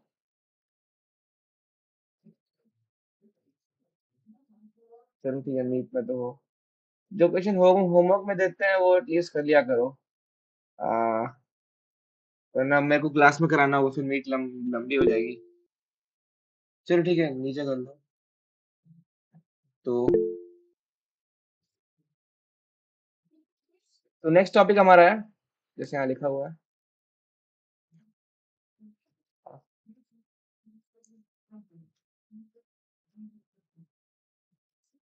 साइकिल डिटेक्ट करनी है हमें अनडायरेक्टेड ग्राफ के अंदर। ठीक है, साइकिल साइकिल बताया था, साइकिल क्या होता है, एक लूप होता है, मल्टीपल तरह से हम लोग एक बार एंटर करके वापस से वहां पहुंच सकते हो। और जैसे 1 3 4 5, दिस इज साइकिल, तुम एक बार ट्रेवल से एंटर करोगे, फिर देयर इज अ वे कि तुम वापस सर्च करते करते विजिटेड नोड पर वापस पहुंच जाओगे, दैट इज अ साइकिल। तो काफी जगह यूज पड़ता है। तुम्हें डायरेक्ट नहीं पूछेगा कि इसमें साइकिल है कि नहीं, तुम्हें कुछ घुमा फिरा के पूछेगा, और उसका answer depends on the fact कि उसके अंदर साइकिल है या नहीं, या फिर एक बहुत बड़े क्वेश्चन का बहुत छोटा सा पार्ट हो सकता है साइकिल डिटेक्शन। तो ये एक ऐसी चीज है तुम जो तुम्हें रटी नहीं चाहिए इसका कोड, क्योंकि इस पे क्वेश्चन नहीं बेस्ड होगा, लेकिन कभी भी जरूरत पड़ सकती है किसी क्वेश्चन के अंदर, तुम्हें पता नहीं होगा। तो ये पार्ट काफी ट्रिवियल है, इसलिए लोग याद करके रखते हैं, टेम्पलेट बना के रखते हैं। और तुम्हें आगे ओएलटीज में भी बहुत जगह यूज पड़ेगा, तो याद करके रखना। तो बीएफएस और डीएफएस दोनों से इसको करने का तरीका है। बीएफएस का भी तरीका है, बीएफएस का भी तरीका है। बीएफएस वाले तरीके को हम लोग कांस एल्गोरिथम बोलते हैं। दोनों हम लोग डिस्कस करेंगे। उसके most of the part of the theory Ambar ने बता दिया है। तो सबसे पहले हम लोग बीएफएस वाले मेथड पे जाते हैं। आ,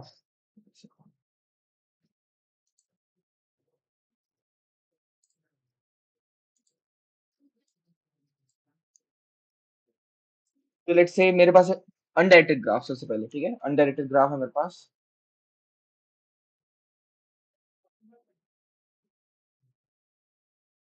ये एक साइकिल है, और लेट्स से कुछ ऐसा ग्राफ है।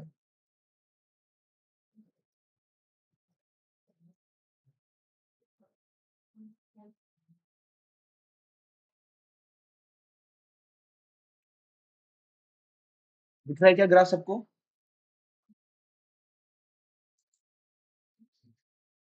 ठीक है, तो इसमें तुम्हें साइकिल डिटेक्ट करनी है। ऑब्वियसली यहाँ पे दिख रहा है, यहाँ पे 3 4 5 6 7 वाली साइकिल है। तो तुम्हें डिटेक्ट करना है, मैं कह रहा हूँ एक बीएफएस से मैं कर सकता हूँ इसे। ठीक है, एक ट्राइवर्सल से तुम्हें पता चलेगा इसमें है या नहीं।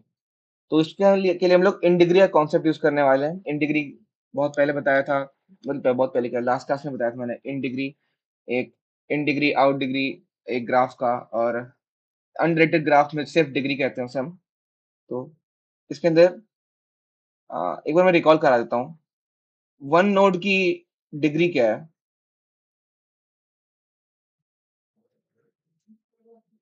1। और 3 की?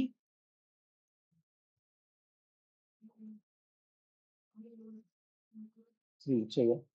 तो बीएफएस या फिर कांस एल्गोरिथम से हम लोग ऐसे ही करने वाले हैं। आ, इसका मैं एल्गोरिथम बता देता हूँ सीधे। सबसे पहले हम लोग सबसे एंड वाले वट नोड्स पे जाएंगे, जिनकी जो कि मतलब लीफ नोड्स हैं बेसिकली। ये 1 और ये 5, ये सिर्फ एक नोड से कनेक्टेड है। तो सबसे पहले हम इन्हें कंसिडर करेंगे, और फिर इसके अंदर जाएंगे। एग्जैक्टली बीएफए जैसा नहीं होगा कि तुम एक जगह स्टार्ट करते हो। लेट्स सी, मैं से एक अनडेटेड ग्राफ बनाता हूँ।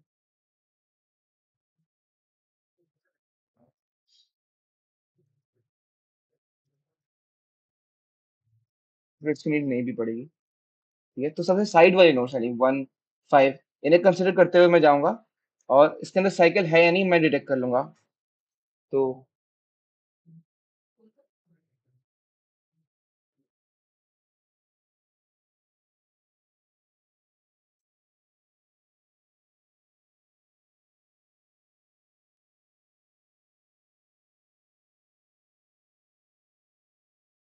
हेलो हेलो, आवाज आ रही है क्या?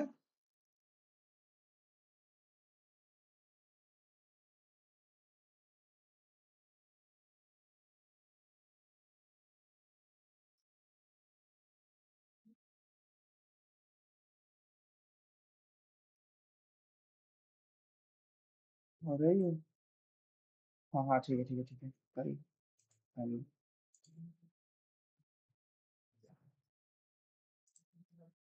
तो हाँ, तो मैं जैसे मैंने कहा कि बीएफएस और डीएफएस दोनों से हम लोग, हमारे पास तरीके हैं करने के उसको।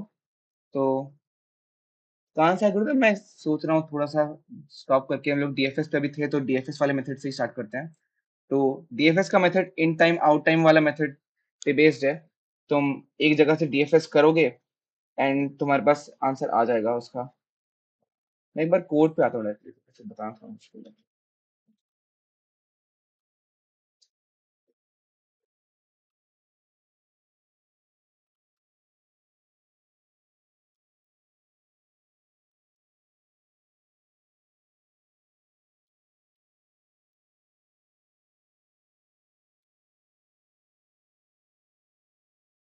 हाँ, एक ग्राफ का इनपुट मैं जस्ट ले लेता हूँ पहले।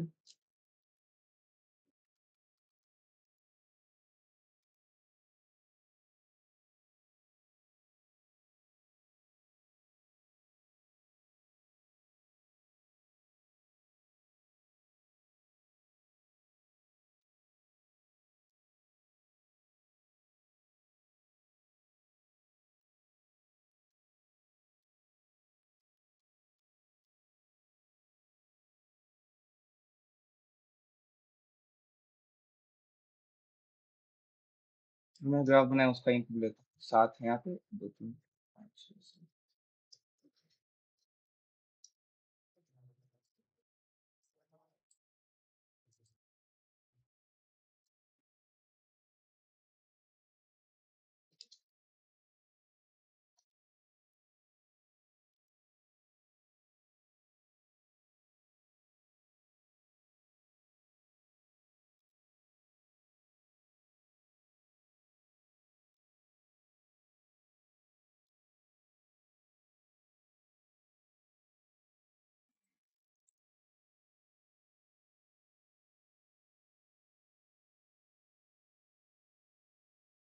ग्राफ क्लियर है क्या? मैंने इसका जो इनपुट लिया अभी, 7 एजेस हैं, 7 वर्टाइसेस है, ये सारे इनका वो है।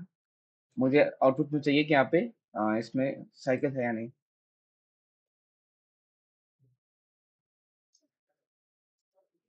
थोड़ा नेट का इश्यू आ रहा है just.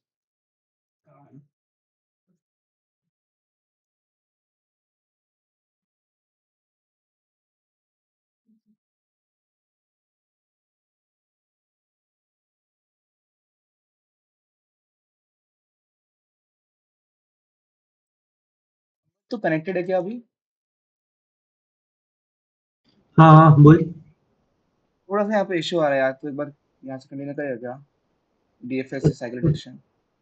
DFS in cycle detection, हाँ चल ठीक है। हाँ, एक सेकंड, 5 मिनट।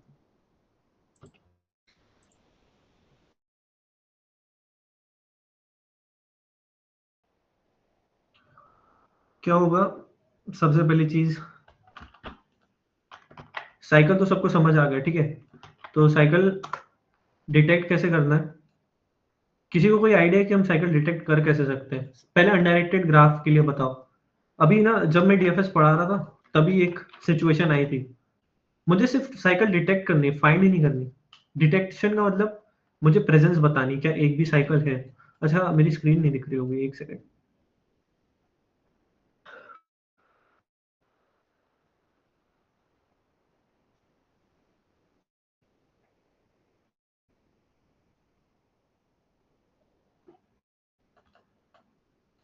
अभी स्क्रीन दिख रही है मेरी?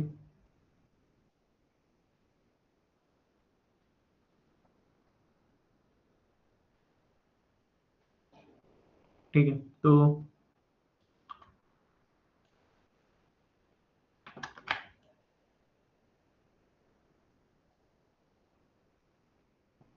ये मेरा एक ग्राफ है। तो तुम्हें डिटेक्शन का मतलब है कि तुम्हें बस प्रेजेंस बतानी है साइकिल की, है कि नहीं साइकिल। तो साइकिल मतलब बैक एज एक जा रही है, जैसे 1 2 1 2 5 और 1 1 2 5 और वापस 1, ठीक है। तो ये एक साइकिल हो गई। तो ऐसी साइकिल प्रेजेंट है जैसे, ठीक है।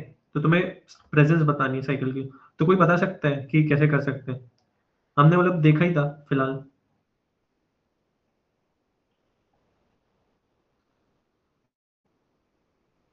कोई भी आइडिया? सिर्फ विजिटेड डायरेक्ट को यूज कर सकते हैं क्या, कि लाइक विजिटेड हुआ और फिर से आया उस नोट पे?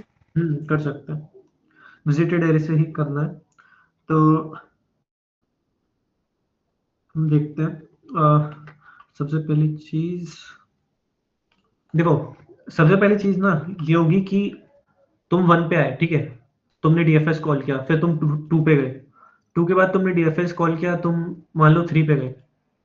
फिर 3 पे डीएफएस कॉल किया, उसके नेबर पे गए 4 पे। फिर 4 के बाद उसके नेबर पे तुम गए 5 पे, ठीक है। अब 5 पे तुमने देखा कि 3, जब तुम 3 पे आओगे ना, तो तुमने देखा कि 3 ऑलरेडी विजिटेड है। हम ये वाला एल्गोरिथम यूज कर रहे हैं, ये जो है ना graph even for a tree, ये वाला, ठीक है। तो इस एल्गोरिथम पे तुम लोग पहले विजिटेड 1 इक्वल्स ट्रू हो गया, फिर विजिटेड 2 इक्वल्स ट्रू हो गया, 2 भी इक्वल्स ट्रू, 1 मतलब अच्छा टी लिख देता हूँ टी, फिर 3 भी टी हो गया, मतलब ट्रू हो गया, 4 भी ट्रू हो गया, फिर 5 भी ट्रू हो गया। ये ट्रू कैसे हो रहा है? ये देखो, जब तुम डीएफएस कॉल कर रहे हो ना, तो यहाँ पर आएगा जब तुम्हारा कंट्रोल, यहाँ इस केस पे, तो वो ट्रू हो गया। अब जब वो 5 आया ना 3 पे, तो वो देखेगा कि 3 विजिटेड है, ये वाली चीज, if visited v equals true, ठीक है।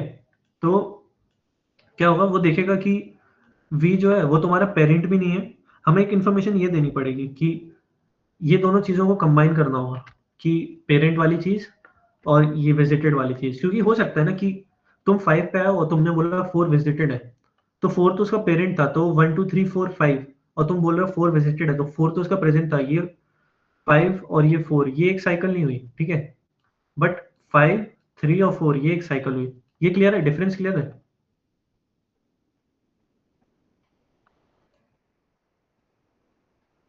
ठीक है। तो अभी क्या होगा, तुम लोग आ गए वापस इस पे, तो तुमने देखा कि हाँ यहाँ 3 विजिटेड है और वो उसका पेरेंट भी नहीं है। तो मैं इस सोल्यूशन को ना थोड़ा ट्वीक कर सकता हूँ। तुम लोगों को मतलब आइडिया तो लग ही गया होगा कि कैसे चेंजेस करने हैं इस पे। तो ये सब मैं बता दे रहा हूँ, ठीक है। तो सबसे पहले मैंने विजिटेड वगैरह मार्क कर दिया, वो सब ठीक है। अब यहाँ मेरे को एक और इन्फॉर्मेशन रखनी होगी, वो पेरेंट है कि नहीं। ये चीज क्लियर हुई ना, पेरेंट की भी इन्फॉर्मेशन हम क्यों रख रहे हैं, वो सबको क्लियर है। ये सिचुएशन हो सकती है ना 1 और 2 वाली, अगर 1 है और 2 है तो इसका पेरेंट है, ये साइकिल नहीं है 1, 2 अनडायरेक्टेड ग्राफ में। ये चीज क्लियर है? तो उस पे पेरेंट पे जाएंगे क्यों फिर से? पेरेंट पे जाएंगे इसलिए कि जब हम 2 पे आएंगे ना, तो ये वाला कोड रन होगा फॉर 2 के लिए सारे नेबर्स विजिट करेगा वो। तो वो ये देखेगा ना कि उसका नेबर, तो 2 का नेबर 1 है, 1 का नेबर 2 है, तो 2 पे जब आएगा कंट्रोल, तो वो 2 पे भी जाएगा, उसके कोई नेबर्स होंगे तो सबसे पहले ये चेक करेगा ना कि 2 पेरेंट तो 1 पेरेंट तो नहीं है उसका। समझ आया? हाँ सर। ठीक है। तो इस केस में हम ये करेंगे विजिटेड, ठीक है। सबसे पहली चीज, अगर विजिटेड नहीं है तो यहाँ पर ना मुझे कुछ कंडीशन रखनी होगी ना कि मैं रिटर्न करूँ, मैं ट्रू या फॉल्स रिटर्न करूंगा। ट्रू का मतलब साइकिल है और फॉल्स का मतलब साइकिल नहीं है। True means cycle is present, ठीक है। फॉल्स मतलब साइकिल नहीं है। तो अब क्या हुआ, मैं यहाँ पर आया, विजिटेड भी इक्वल्स ट्रू किया। अब मैं सबसे पहले ऐसे कर सकता हूँ यहाँ पर कि इफ विजिटेड भी इक्वल्स ट्रू, ये हटा देता हूँ मैं, ठीक है। अगर वी विजिटेड है, और एक और चीज, वी विजिट कर चुका हूं और वी उसका पेरेंट भी नहीं है, if v is not equal to parent, तब इसका मतलब क्या है, साइकिल प्रेजेंट है, तो मैं रिटर्न ट्रू कर सकता हूँ। ये क्लियर है ना, कि मैंने v को विजिट किया और v उसका पेरेंट भी नहीं है, इसका मतलब साइकिल प्रेजेंट है, ठीक है। ये क्लियर है? हाँ, अब अपन जाते हैं दूसरा केस क्या हो सकता है, एल्स कि वी विजिटेड नहीं है, तो मैं क्या करूंगा, डीएफएस कॉल करूंगा वी के लिए, उसका पेरेंट होगा यू और विजिटेड वेक्टर के साथ, ठीक है। अभी मेरे को कुछ वैल्यू रिटर्न करेगा, मैं उसको बोल देता हूँ बूल फ्लैग, मुझे कुछ वैल्यू रिटर्न करेगा ना ये कि साइकिल प्रेजेंट है कि नहीं। तो मैं जब नोड यू पे आया ना, मैं ये चेक कर रहा हूँ उसके सब ग्राफ में, मतलब उसके सब ट्री, सब ग्राफ या जो भी उसके आगे का पार्ट है, वहां पर साइकिल प्रेजेंट है कि नहीं, ठीक है। तो अगर इफ फ्लैग इक्वल्स ट्रू, तो मैं क्या कर दूंगा, रिटर्न ट्रू। ये चीज समझ आई। पहले मैंने डीएफएस कॉल किया और डीएफएस मेरे को एक वेरिएबल दे रहा है, ट्रू या फॉल्स, ठीक है। अगर उसके सब पार्ट में कोई साइकिल प्रेजेंट है, मान लो यहाँ पर मैं था 2 पे था, 2 का सब पार्ट क्या हो गया, 3 4 5, ये वाला चीज हो गई, ठीक है। तो यहाँ 2 है और 2 कनेक्टेड है 3 से, ठीक है। तो 3 पे साइकिल ट्रू आ गया, तो जब 3 से रिटर्न आएगा एक्सेस 2 पे, तो मैं क्या चाहूँ कि 2 भी बोले कि हाँ मेरे मेरे अंदर ऐसा ग्राफ है, मतलब मेरे आगे ऐसा ग्राफ है जहाँ साइकिल प्रेजेंट है, तो 2 मेरे को ट्रू रिटर्न कर देगा। फिर ये वाला ट्रू जो है वो वापस 1 को जाएगा, ये कॉल होगा ना 1 वाली कंडीशन के लिए भी, तो वापस 1 पे जाएगा ये चीज। फिर 1 भी बोलेगा हाँ कोई ऐसा अंदर एक साइकिल प्रेजेंट है, तो वो ट्रू रिटर्न कर देगा। तो अल्टीमेटली मुझे ये पता चल जाएगा कि साइकिल प्रेजेंट है। अगर साइकिल प्रेजेंट नहीं है तो क्या होगा, मैंने सारे नोड्स इसके विजिट कर लिए, सारे इसके चाइल्ड नोड्स, और मेरे को कुछ भी ट्रू नहीं मिला। इसका मतलब क्या है कि मेरे पास कोई प्रेजेंट नहीं है साइकिल। ये चीज क्लियर है। यहाँ रिटर्न फॉल्स लास्ट में क्यों आया, मैंने सारे इसके चाइल्ड नोड्स पे डीएफएस लगा लिया और चेक कर लिया कि साइकिल है कि नहीं। अगर उसके चाइल्ड नोड्स पे साइकिल नहीं है, इसका मतलब उसके आगे कोई ऐसा एग्जिस्ट ही नहीं कर रही कंडीशन जब साइकिल बन रही है, तो इसलिए मैं जो रिटर्न वाली कंडीशन है सबसे last, operations to be perform before exiting the current node, ठीक है, तो वहां पर मैं रिटर्न कर दूंगा कि हाँ साइकिल प्रेजेंट नहीं है। ये चीज क्लियर हो गई सबको, किसी को कोई डाउट एक बार थम्स अप कर दो अगर क्लियर है तो।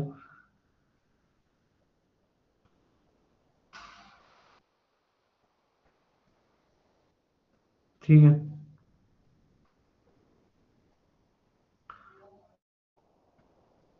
इसके आगे का, इसके आगे भी एक और चीज है, उसके पहले इसके आगे टॉपिक पे चलते हैं, 2 मिनट रुको बस।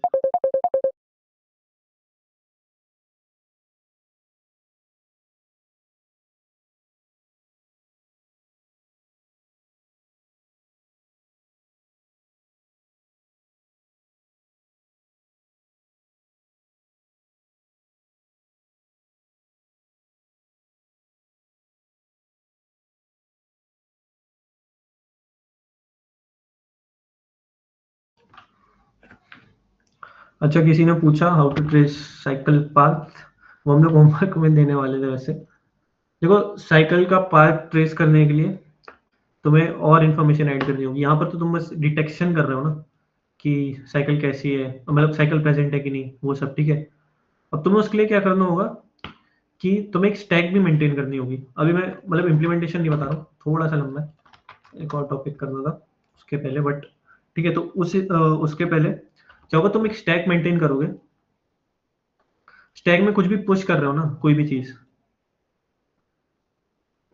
तो जैसे मेरे पास ये साइकिल थी 1 2 और 3, ठीक है, और मैं वापस आया 1, तो मैं ये चेक कर रहा हूँ अगर 1 विजिटेड है और वो उसका पेरेंट भी नहीं है, ठीक है, तो मैं क्या करूंगा, वो स्टैक मेरे पास ऑलरेडी स्टोर्ड थी कहीं पर, अभी मैंने पॉप नहीं करी, तो मैं 1 से लेके जो भी स्टैक थी इस नोड तक मैं सबको पॉप आउट कर दूंगा।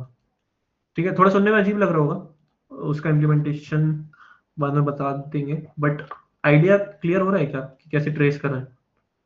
मैंने 3 तक इन्फॉर्मेशन रिकॉर्ड करी और मैंने 1 से यहाँ पर स्टार्ट, 1 विजिटेड है, तो 1 से लेके 3 तक जितने भी स्टैक में नोड्स प्रेजेंट है यहाँ पर अभी, वही वो साइकिल होगी।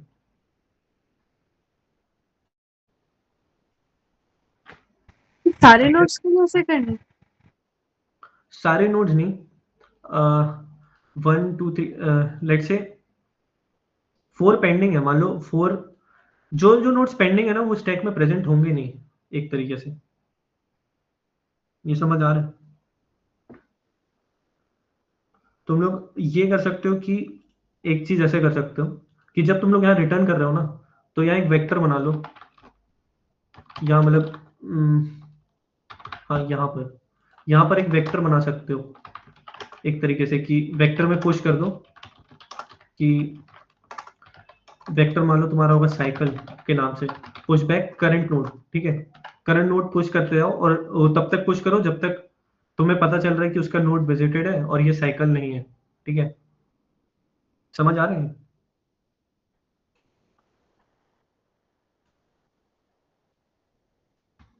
if 2 is connected to other node also, अगर 2 अदर नोड से कनेक्टेड है,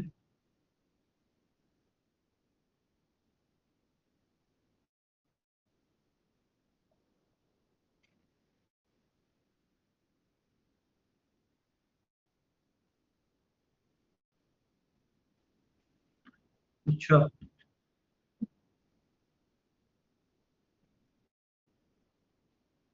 अच्छा 1 के नीचे यहाँ पर, अच्छा मैं ये बोल रहा था कि जब मैं 3 पे आया ना तब मैंने स्टोर कर लिया कि 1 विजिटेड ऑलरेडी, तो जब मैं स्टैक से उल्टा आऊंगा ना तो मेरे को पता था 1 पे मेरे को रुकना है, ये बोल रहा था मैं।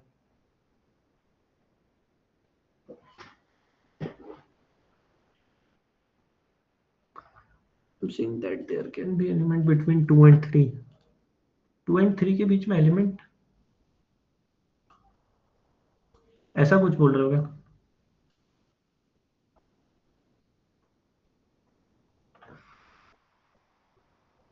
2 और 3 के बीच में एलिमेंट कैसे, मतलब वो तो डीएफएस ये में स्टैक वाला समझ नहीं आया। स्टैक वाला, अच्छा स्टैक वाला देखो मैं बोल रहा था कि रुक जाओ एक सेकंड रुको,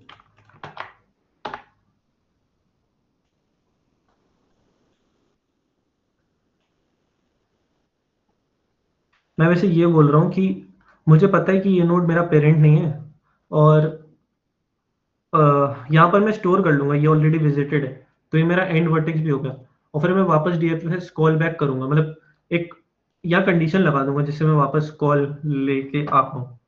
तो मैं ये बोल रहा था, तुम्हारा बस मुझे इसका डाउट, मतलब ये क्या बोल रहा है मुझे वो समझ नहीं आया।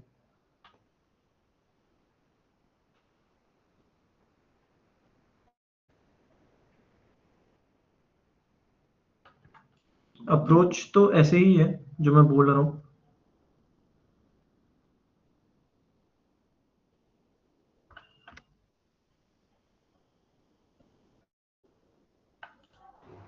क्या नाम था, कुंज, समझ आया? सर समझ आ गया, सर समझ आ गया। आया, ठीक है। उसका एग्जैक्ट इम्प्लीमेंटेशन मैं डॉक पे पेस्ट कर दूंगा। अभी ऑलरेडी क्लास काफी क्लास ओवर हो गई, एक टॉपिक था बस टोपोलॉजिकल सॉर्ट, वो हम नेक्स्ट क्लास में कवर कर लेंगे। बाकी जो इसके पहले कुछ कुछ डाउट हो अगर किसी को तो वो बता सकता है, अभी तक जो भी टॉपिक कवर किया। और एक होमवर्क्स हैं कुछ कुछ जो 1 लाइन वाली प्रॉब्लम्स थी मैं बोल रहा था, तो वो मैं पेस्ट कर दूंगा यहाँ पर। कुछ और ऐसी प्रॉब्लम हो 0 1 DF ऐसा कुछ बोल सकता है, किसी को डाउट है तो, वरना फिर क्लास एंड करते हैं।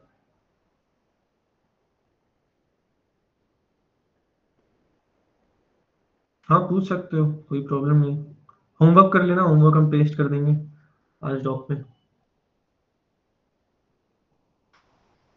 ठीक है। क्लास ओवर हो गई, जा सकते हो।